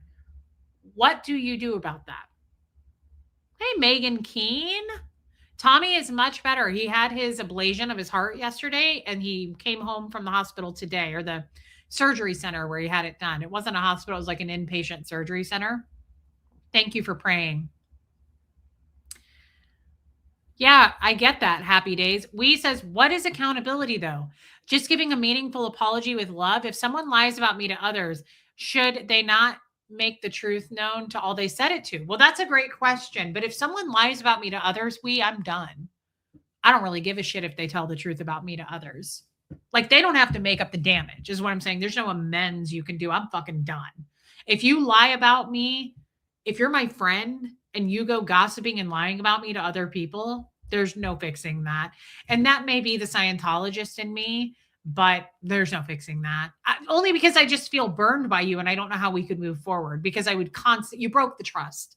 So I would constantly worry that you're going to do it again and again and again. And I just can't try. It's like having a spouse that cheated. God bless people who make their marriage or relationship work after that. I'm not one that could. Absolutely not. Because I would be constantly going, are you doing it again? Are you doing it again? Right? Like I just couldn't. I have too many barriers and blockages there when it comes to trust. Some of people can, and there's nothing wrong with that. I honestly think they're better than me. Those people are better than me because I couldn't do it. Genuine concern is one thing. But the pretend concern, putting someone down, is just immature and a choice that has consequences. Yes. I'd call them out on that. They need to know that is not okay with you. I might give them one more chance, but it would depend on the level of friendship. Personally, I would talk to them about it if they take accountability and apologize. Back to gossiping as a means to find allies against a friend is below low. Context matters. What are you hoping to get out of this conversation about someone else? Sometimes it's true concern, but usually it isn't. Usually it isn't. Usually they know what they're doing and it's disguised as gossip, like Lumen said. Back to you said, what is accountability? Is it just an apology with love? Um, Here's the thing: accountability to me, it is an apology with love. If there's nothing else you can do, if you can't make up the damage, right? Hey, OG Gaslit, if you can't fix it any other way, then yes, it's an apology with love. But to me, it should be something a little more. It should be taking the steps to fix what you did, right? To correct what you did. So you're right. Would it be going to the people that you shit talked that person about and going, hey, I really made a mistake doing that? None of those things were accurate. And I shouldn't have gone behind her back in the first place. That would be taking it a step. I feel like I have to blow my nose. My congestion's about gone. And I don't even know that I'm going to get anything out. Hold on just a second, guys.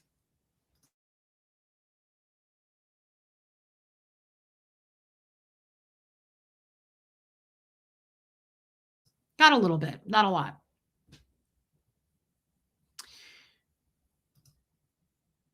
Julie says, I always go by intent. I might want to make someone else, I might want to make someone else is seeing what I am.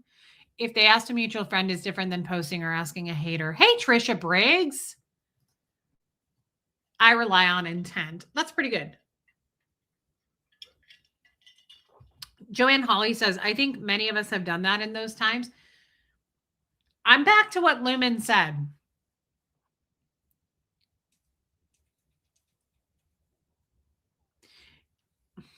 If I don't know, I'm kind of pissed about this.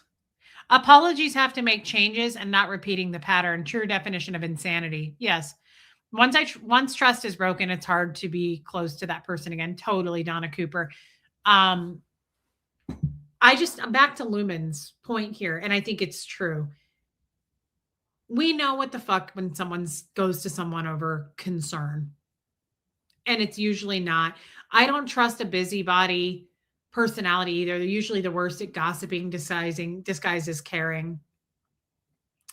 Me too, teacher mama life. It's dangerous that they can give you a disease.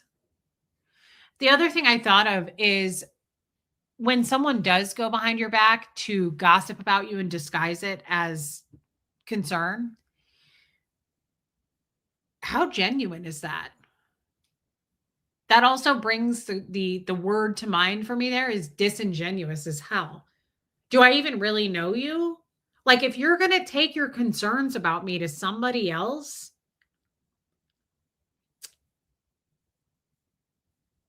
I'm just processing this with you guys in real time and I hope that you don't mind that. The person who did this to me recently could be watching this and upset with me right now that I'm processing it. I would never name them. I would never even give hints as to who they are. That's not the point of this. That's not, whenever I process broken friendships on here, I'm sure the friendship that on the other end of this always watches this. It is not some,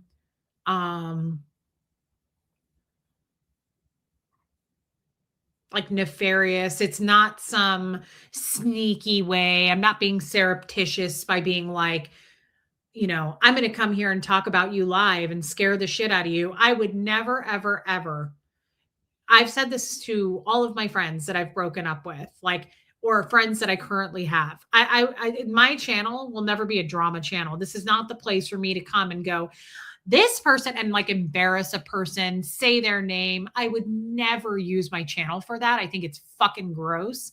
I think it's disgusting. But I think that me talking about this and processing it, you have no idea who I'm talking about. I'm actually talking about more than one person. You don't know that either. But you have no idea who I'm talking about. And again, I would never, ever, ever go that low, stoop that low to expose people who harmed me. Right? I just think that's gross. That should be between you and the person if harm was done. It's not for the internet. It's not for the world to know. I think it's gross when someone uses their platform to be harmful to another person just because they felt burned by them. It's tacky and it's really immature. I'm talking about the actual subject and giving details and getting your feedback on it. And that helps me to process it and know what to do moving forward. Um, but at the same time, I mean, there is that like, I don't know. I don't know that it's right for me to even talk about the topic. But at the same time, I guess what I'm trying to say is you'll never have any idea. I would never give hints. You will have no clue who the fuck I'm talking about. I would never, ever, ever give up that information. It's not appropriate and it's private. But the topic I think is perfectly okay to talk about because it's pretty common. I think we've all been there. I'm still navigating. Yeah, Donna Cooper. I'm still navigating, I feel like, what friendship really is. And here's the other thing I've thought about this in the last few days.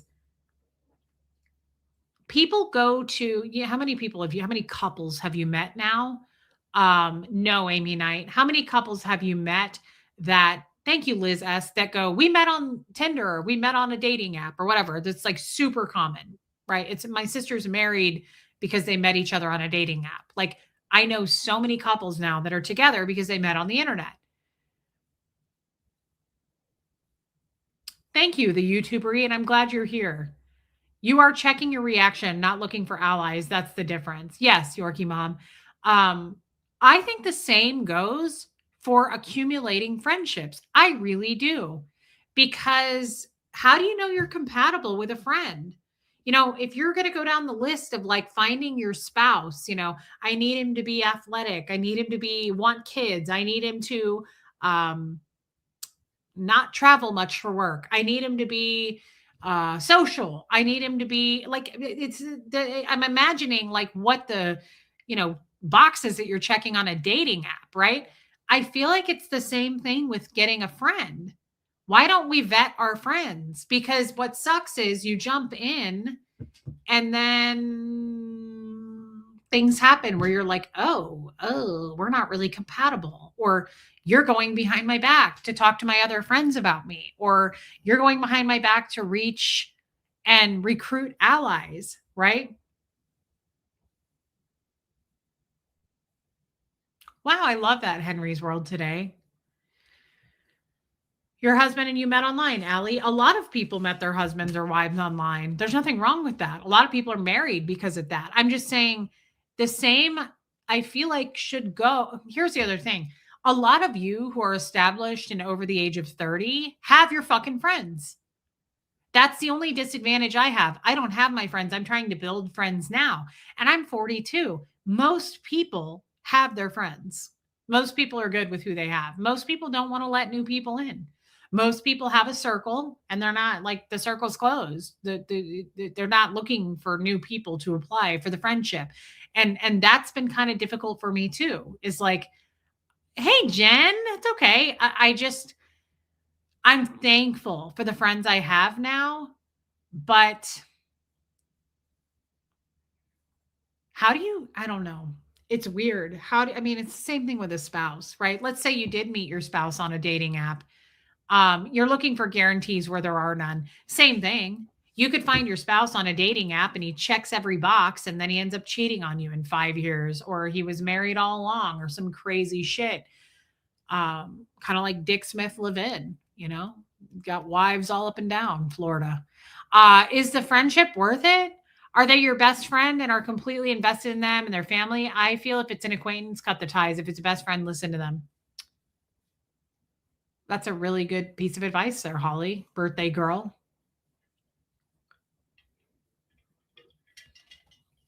Yeah, happy days.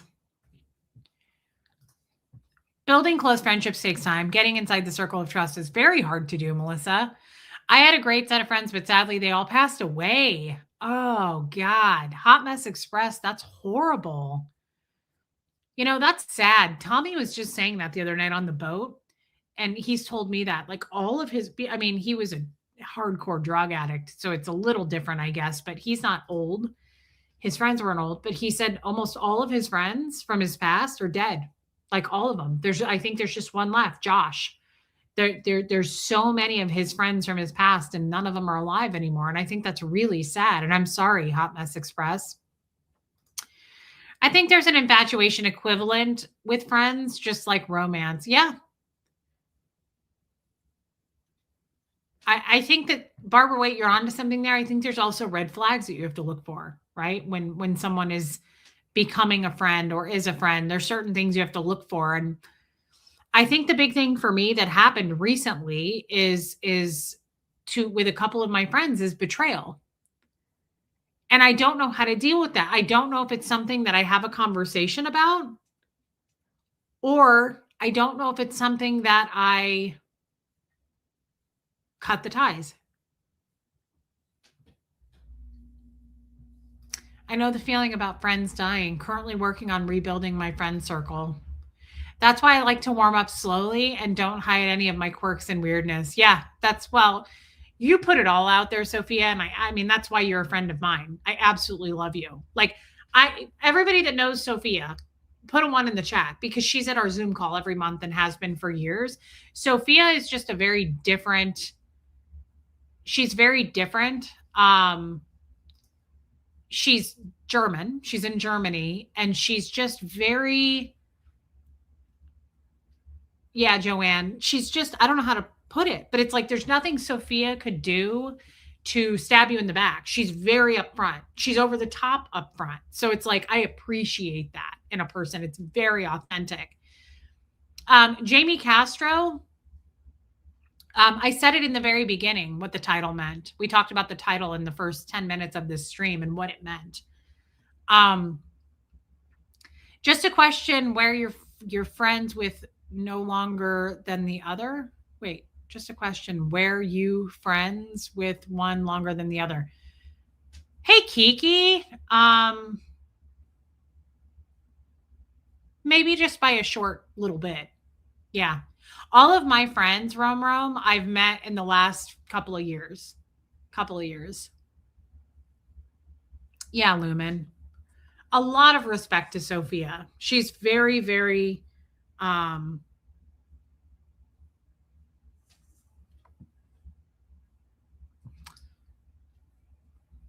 she's just one of the more real people that I've met in my life. Sophia's very, very real. Hey, there's original Anne. I'm glad that you're here for this. Question, do you want to have a conversation? Is there something they could say to save the friendship? Or would this be an exit interview? That's okay, Anne. Yes, high integrity, authenticity. She does not change with the scenery. It's a great description. I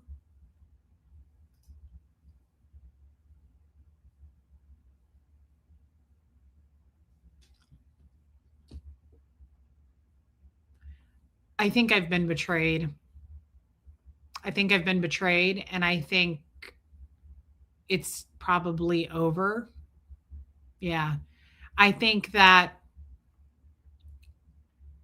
I go over this in my mind a lot now. What do I want in a friend? Love you, Vicky. What do I want in a friend? What do you want in a friend? What's the number one thing that you would like to have in a friend? Because if you're going to be my friend, I'm all in. Right? I'm all in. I'm going to share everything with you. I really cherish and value my friends. Right? Because I want to be able to lean into them, but I also want them to, of course, be able to. I want it to be very fair. I one of my biggest pet peeves is talking to someone for like 1 minute to 10 minutes to an hour, and they don't ask you anything about you. They don't. You just me, and then you get off the phone. I don't like that, and I never want that kind of a one-sided friendship. So I want it to be very fair and balanced, and we know everything about each other, but I want to be able to share everything and know that that's not going to leave your ears, mouth. I don't know. But everything that I shared, I want to make sure that that's between us, right? Like, this is why I probably just need to stick to having a therapist because it's illegal for them to share anything. I really can't stand. Yeah, Heather Huckleberry, it's safety. I have to know that I'm safe talking to you. That's the biggest currency for me. How safe does a person make you feel? Someone texted me the other day and said, you make me feel incredibly safe. That is the number one compliment I could receive. I want people to feel safe around me. I want people to know that I am a vault. You can trust me. I'm not going to share anything. I won't name them, but there are a bunch of people in this very chat right now that have sent me emails, texts, called me, and said, I've never shared this with anyone, but I need to tell you this.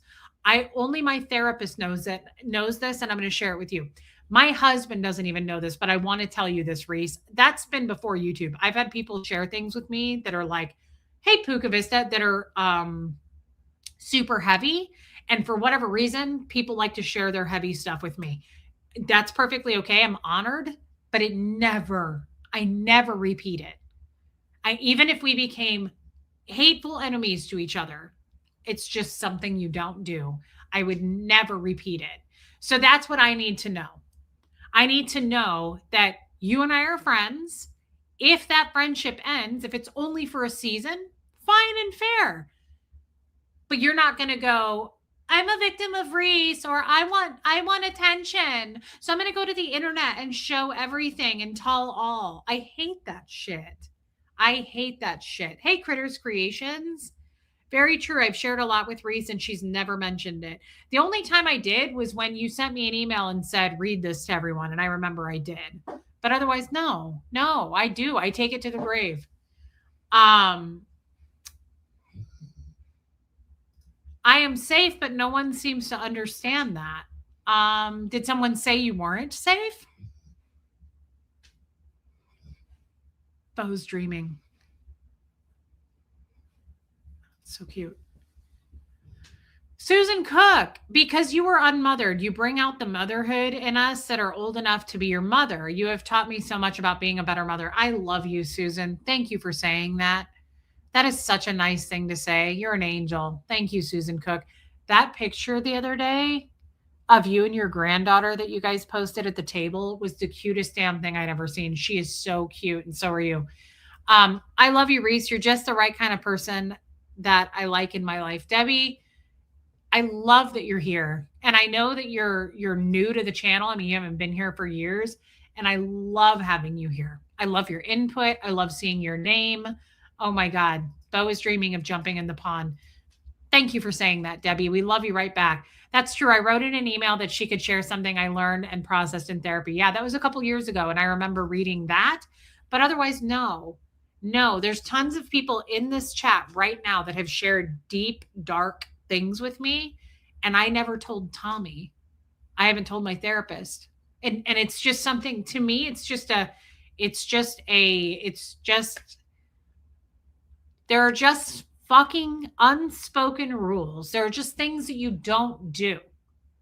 Right. And that's why the Marilyn Honigs, the Susie Oberholtzes, the stupid fucking Jimenez, the Shannons over on Reddit, all those people are what Good says, right? Fair weather friends.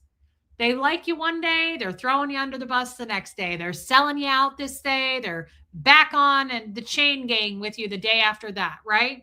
How many times have you seen like Marilyn go after Susie and Susie going, fuck you, Marilyn, and now they're friends again? Like that kind of shit I run from. That's for clicks and views right there is the only way I can see that, because people who are just flip-floppers like that, what the hell are you doing? You're not trustworthy, right? Like who would share any kind of a secret or anything vulnerable with anybody who shows their colors like that they're just fair weather assholes? Right? One day they love you. One day they're like, I'm going to show all your text messages to the world. And then you guys are friends again. Hey, Tammy, welcome back. Tammy just got home from the UK. Loyalty and being trustworthy is that like if you even tiny, like make a tiny chip away at that, we're done. We're done. I don't want to know you.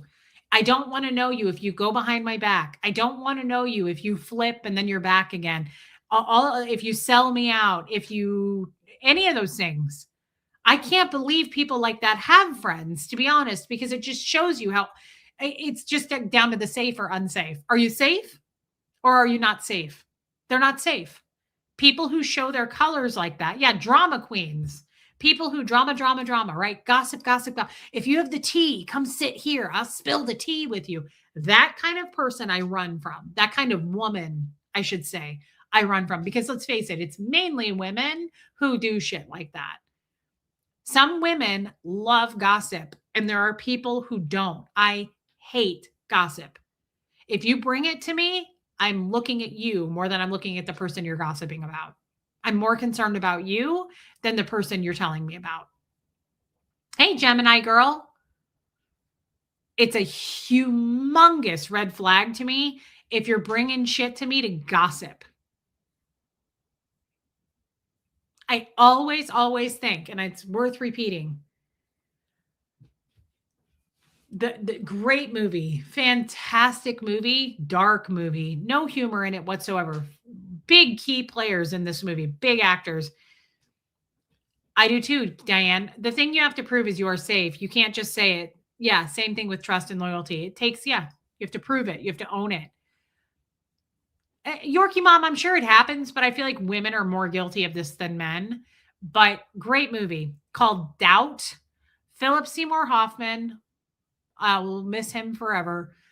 Fantastic man and actor. Meryl Streep, Amy Adams, Viola Davis. Who doesn't love her? Really, really good cast. And it's about a priest. Philip Seymour Hoffman is a priest. Amy Adams and Meryl Streep are nuns in a Catholic school. And anyway, the point is a woman comes to confess her sins or whatever they do in the Catholic Church to Philip Seymour Hoffman because he's a priest. And she says, "Forgive me, Father. I gossiped about whatever." And he says, "I want you to go to the top of a building and take a pillow and cut it open and let the feathers out." And she's like, "Okay." So she goes and does it. And he goes, "Come back when you're done." She comes back and he said, "What happened to the feathers?" And she goes, "They went everywhere." And he goes, "Okay, I want you to go get every one of those feathers and bring them back to me." And she goes, "I can't, Father." And he goes, "Why not?" And she goes, "Because they went everywhere. They're all over town. They're everywhere. I don't know where they went. They're literally flew all over the place." And I love it. He goes, "And that is gossip." He's like really mean about it. "That is gossip." And it's true. There's no good that comes from that. You look like a shitty, horrible person because anybody who is a gossiper, it's not like you get away with that. It's not like to everyone else, you look like this sweet, loving thing. Everybody, you get a reputation for being a gossipy type of person. And anybody who's like that isn't safe. You're not safe. Nobody's going to want to sit down and share their innermost vulnerabilities and secrets with you. Like, do you really want to be that person? It spreads fast. That was a great movie. Amy M says, "I don't have time to find friends." Well, I understand that. And you have to also place value on friendships, Amy. Maybe you don't. My entire 38 years in the Church of Scientology, I did not want friends. When I got out of Scientology and sought out, hey, I rule, when I sought out therapy for the first time, my therapist pushed the shit out of me on having friends. And I remember sitting in this dude's office and I was like, "Friends? I don't want friends." And he was like, "What do you mean?" He was like, "You have to have friends. Like, friends are a major thing in life. You don't have friends?" And I was like, "No, and I don't want them. I don't want people in my I don't want them." I was very resistant. I was like, "No, I don't want friendships." And he was like, "Why? Why would you not want friends? Like, where did you come from? You're a fucking alien." I was like, "I don't want them. I don't trust people. I don't need them. I don't need that in my life because why?" Friends were Scientology related. They were all Scientologists. That's not a friend. That's conditional love and they will rat you out. It's the snitch culture. Like, you're better off not having them. Yeah, Yorkie Mom, I remember talking about it. It took me a long time to even come around to the concept of having maybe a friend, and then maybe yeah, I was born and raised YouTuber, a Scientologist for 38 years. And then maybe another friend. I rule, it's good to see you. And then maybe another friend.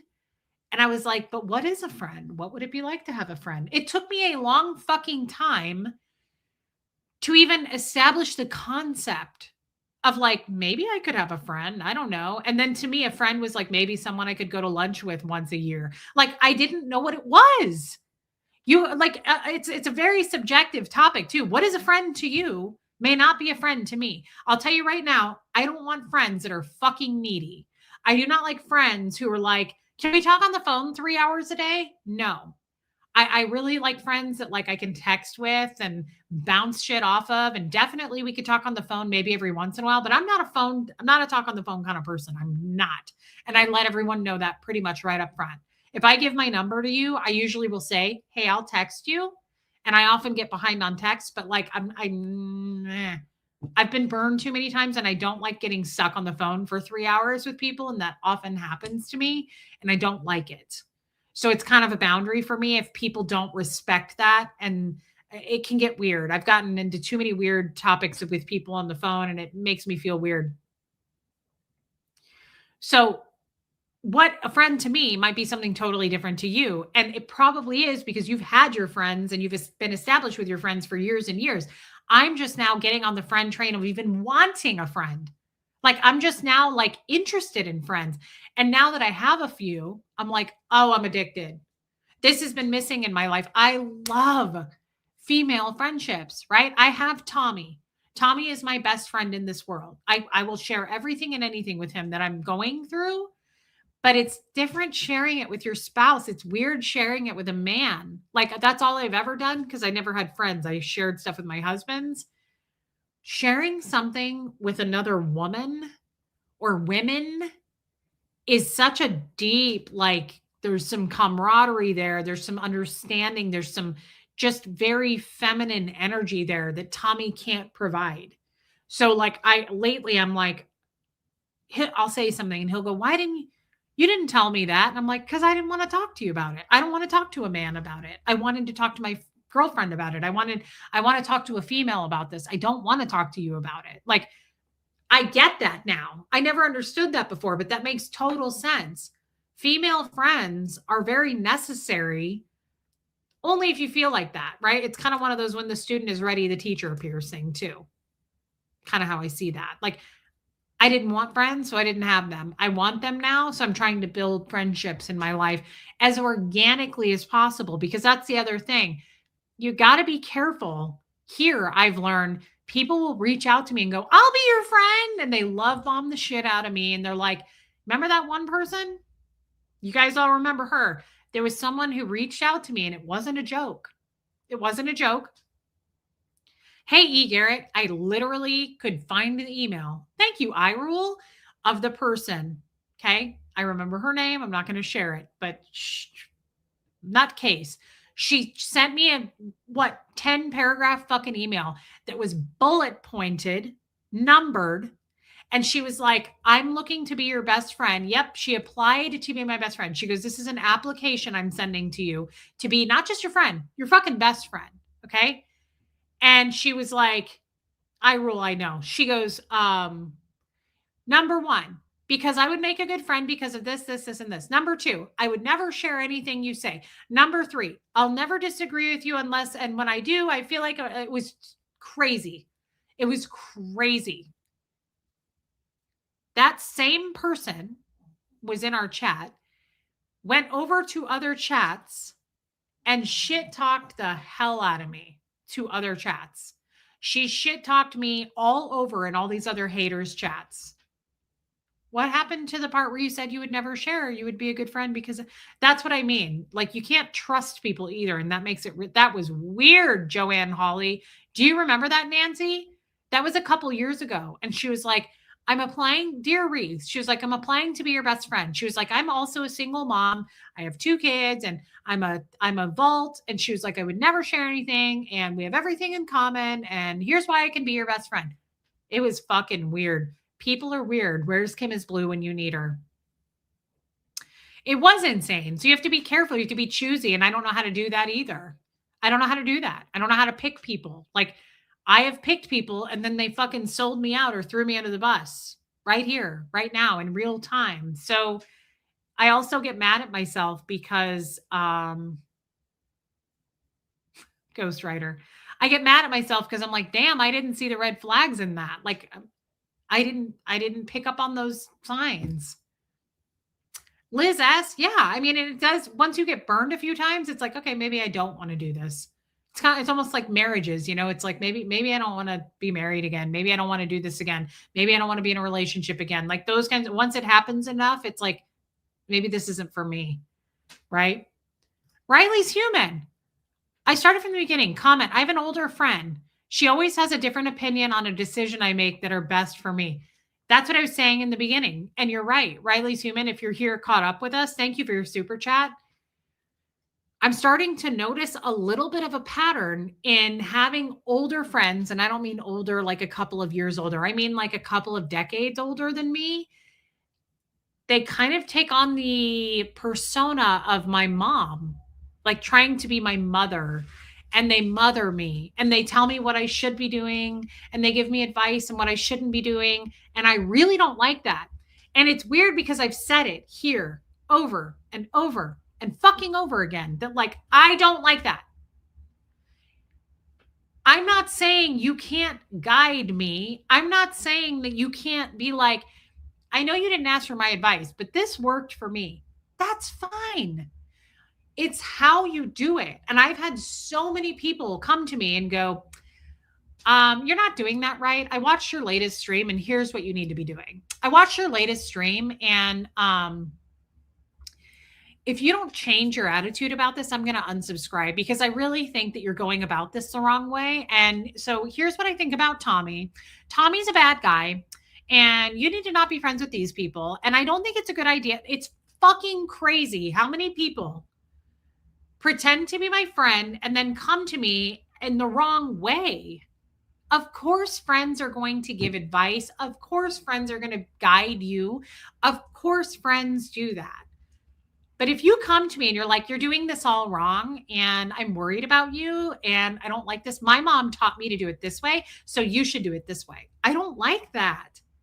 Why can't people understand that we don't like that? Nobody likes that. It's treating me like a child. I don't get it. And if you don't do it to my face and you're even worse than that, and you go to my friends or you take to the internet or you go around my back and you go, I love Reese, but I really hate Tommy. And so I'm worried about it. And I'm worried because Tommy's in Ecuador and he's scamming people. And I saw the long con. And I'm just really worried because Tommy's not, I think, who he says he is. And I'm just worried because I looked at this from 1986 and I'm just really worried. And I think that Reese can do better. And stop. Please, please, please, please. Moving forward, if you don't like something that I'm doing or the choices that I'm making, do me this one favor and just let me fucking get my feet wet and make my own mistakes. That's all I ask. Because as a Scientologist, I really wasn't allowed to make a lot of choices for myself, like life choices. Please, please, please let me make my own mistakes. You don't need to save me. I don't need to be saved. I don't need to be corrected. You don't need to pull me back from that ledge. Let me make mistakes. Let me figure it out for myself, because how am I ever going to learn if you're stepping in all the time going, don't do that, don't touch that, like I'm 2 years old? Let me figure it out. Barbara, wait.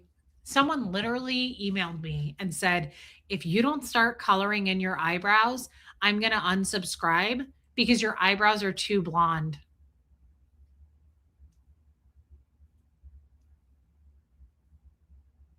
You've spent your whole life not being allowed to make mistakes. It's your time. I just want to test the waters on things.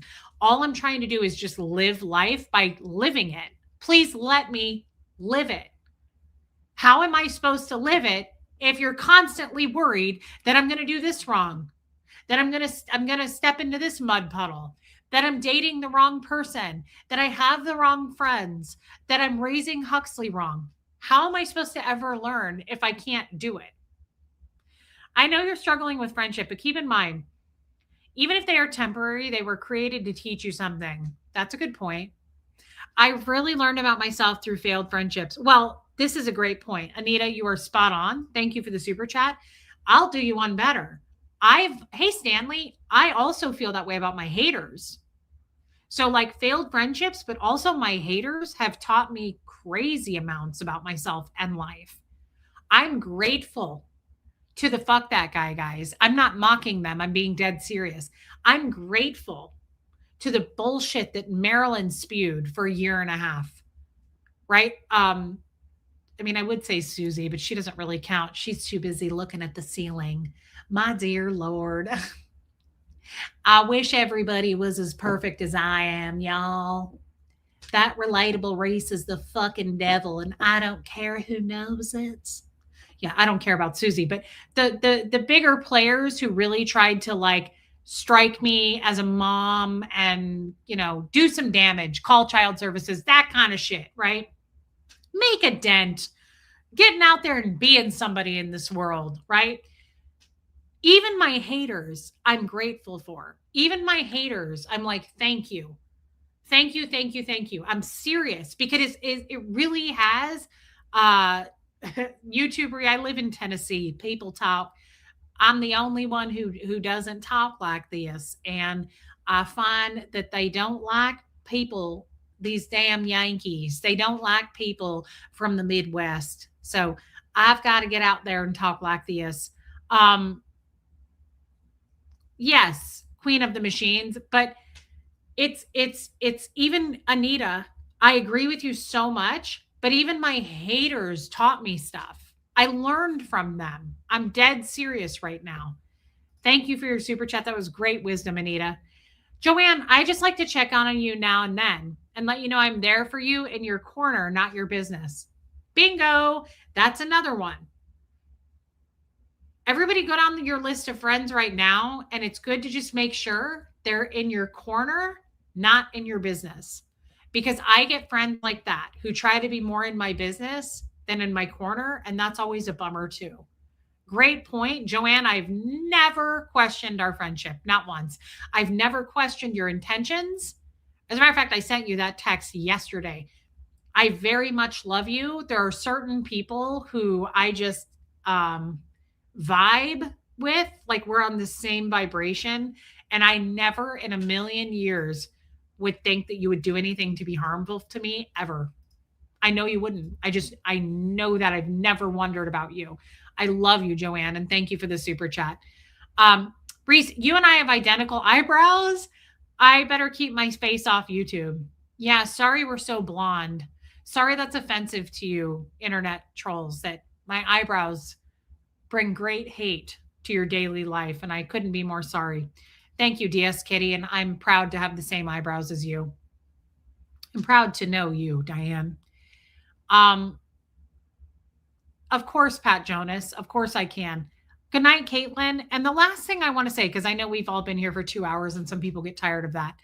Please hit subscribe before you leave. I mean it. If you don't mind, it helps the channel. Hit the like button. It's free.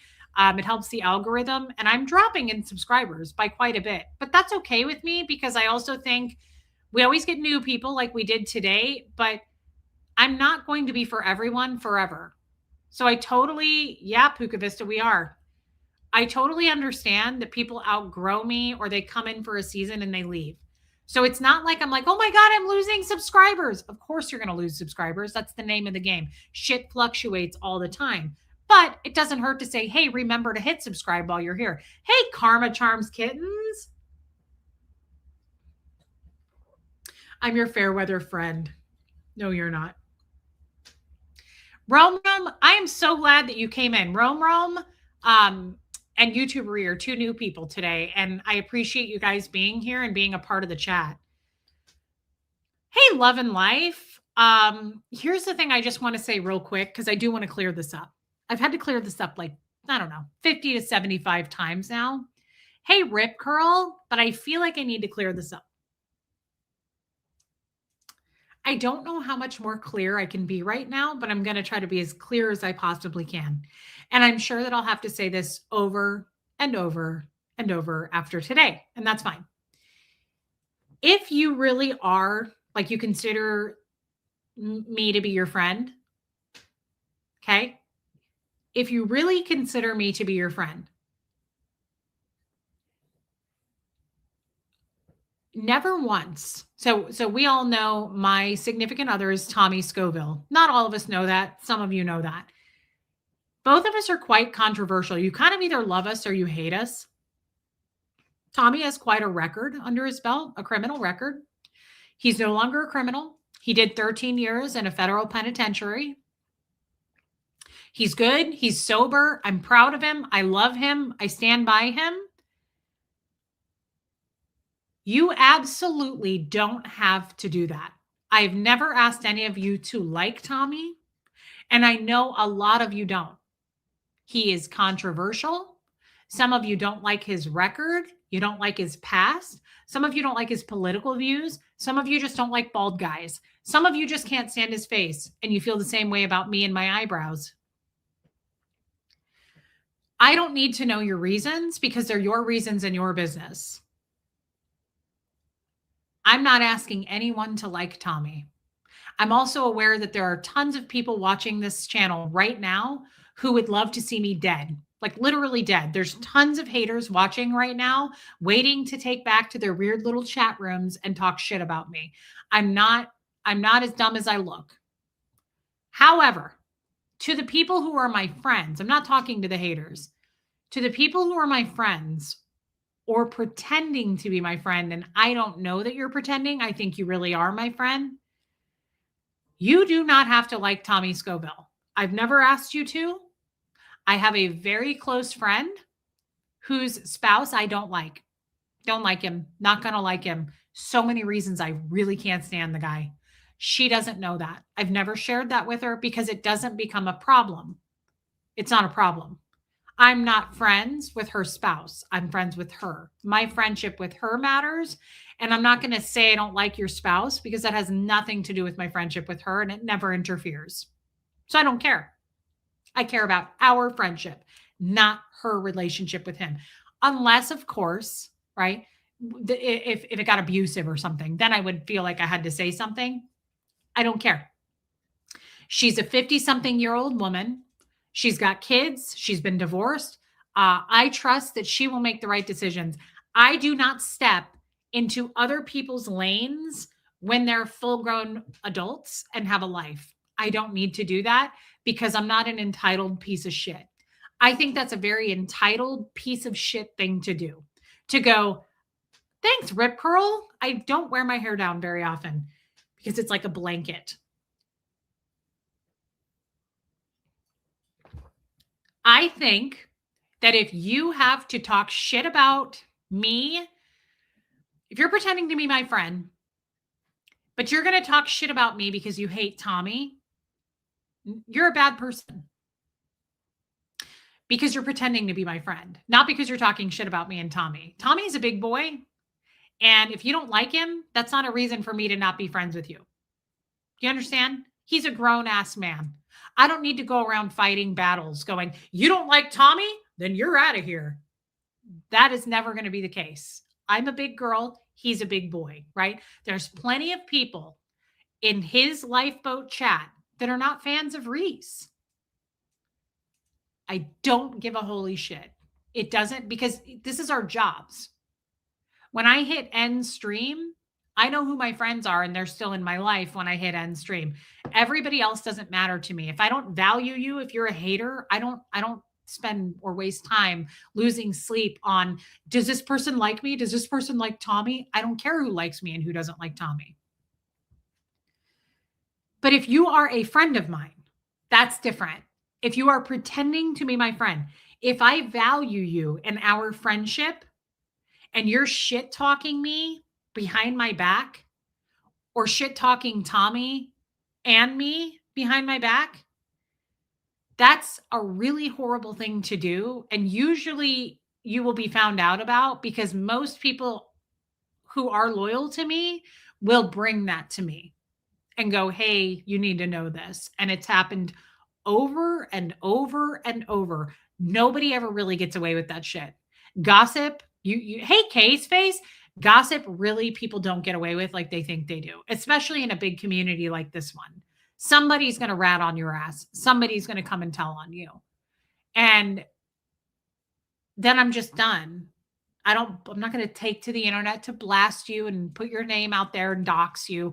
I'm just done. It hurts my feelings. It breaks me a little bit and it makes me sad because I valued you. If I don't value you, I don't care what you think about me. But if I value what you think and I find out that you're being hurtful and nasty behind my back, that's a bummer. And it always takes me a minute to get over that.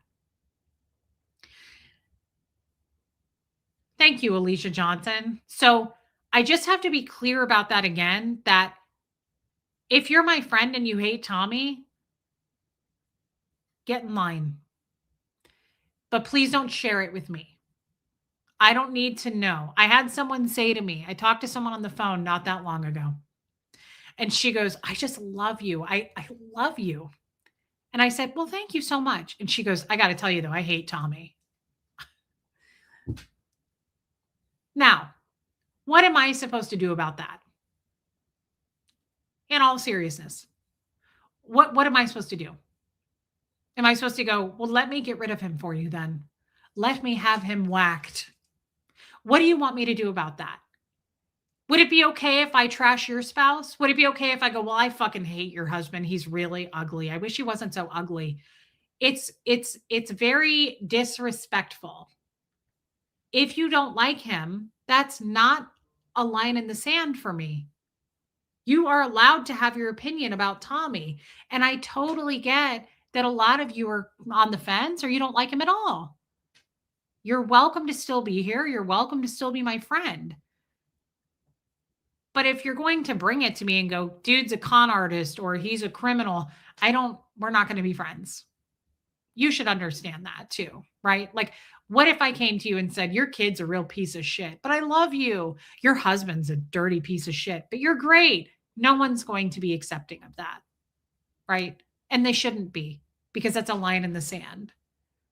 So I wish people would respect that. Never once would I ask you to like Tommy, in order for you to like me, you have to like Tommy. None of that. We're two different people. Okay. And we are separate. I have my channel. He has his channel. If you think I'm making a mistake with Tommy, that's where I have to draw a line in the sand, because I'm making my own decisions now in my life.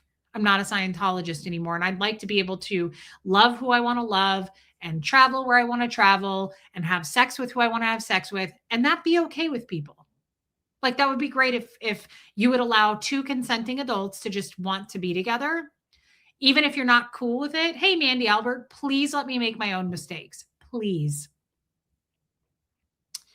I've been with Tommy for years now. We've hit a lot of bumps. We've made a lot of fucking mistakes. I've made way more than him publicly on YouTube, and I wish I hadn't have done that.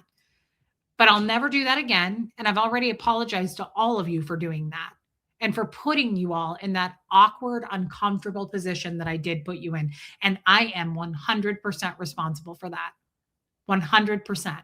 It's not like I'm sitting here going, you have no reason to feel that way about him. Of course, your reasons are valid. And I put you in that position. And I apologize for that. But I'm with him. We're together. And if that's not something you can get past, or if his record is something you can't get past, fine and fair. I respect it. But please don't pretend to be my friend. Please don't smile in my face while you hate him or you're saying things on the internet about him and me to other people. That is really, really unfair. And it's pretty rotten as a human being. It's a rotten thing to do. And you will always get found out about because this is too big of an environment. And most people see it and bring it to me. And then it brings up the trash takes itself out, doesn't it? Rotten fruit ends up fucking falling on its own. It never works out to stab people in the back. It's never a good idea. You don't usually get away with it. But please understand there's a difference here. I'm not asking anyone to like Tommy, go subscribe to the Lifeboat. I'm not trying to sell the concept of Tommy. You either like him or you don't. You've made up your minds. Everybody's divided on that. It's kind of like Aaron. It's just like anything else. We've all made up our minds about how we feel. And I'm not here to convince you otherwise, right? You voted for who you voted for. I'm not here to tell you were wrong or you should have voted for this person. It's the same thing. It's fucking free will. You're all allowed to feel how you feel. And I respect how you feel. But please respect my relationship with him, right? Like, please be willing to let me be in a relationship with this person. That's all I asked. He's 56. I'm 42. We're full grown adults. Please stop fucking acting like you're my mother or I'm going to make all these mistakes and you don't trust him and Reese is going to get hurt again or whatever it is. Let me get hurt again then. Please allow me that. Please grant me that. That's what God does. I'm not trying to get weird, but like God would prefer that we all believe in God, right? But some of us don't. And it's called free will. And that's what we're all allowed to do here. We're all allowed to worship Satan if we want. We're all allowed to do whatever the fuck we want. There's usually consequences, right? Like if you murder someone, there's consequences, but you're still allowed to do it. It's free will. So like, please grant me that to be able to make my own fucking choices and suffer the consequences if there are consequences. And I won't be running to you to blame you and go, why didn't you warn me? Because I'm a grown ass girl and I chose my choices.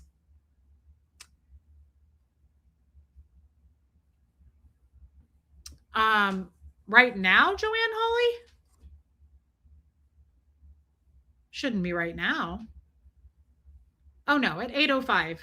Tommy's going live at 8:05 and it says quick health update. And I'm hoping that he listened to me. I told him if he's going to go live just to keep it quick because I don't want him to like over talk or anything. But even me, even Tommy's woman, right? He's 50 fucking 6 and he's going to do what he wants to do. And I'm not trying to put chains on him and control him. I just said, hey babe, if you're going to do it, keep it short because I don't want you to over talk. You just had surgery yesterday. But even still, he's a grown man. He's going to do what he's going to do. Wow, Spicy Idaho Queen Bee. I'm a longtime viewer. You are fun to watch. I enjoy you and your content. Thank you so much. Rome. I love having you here.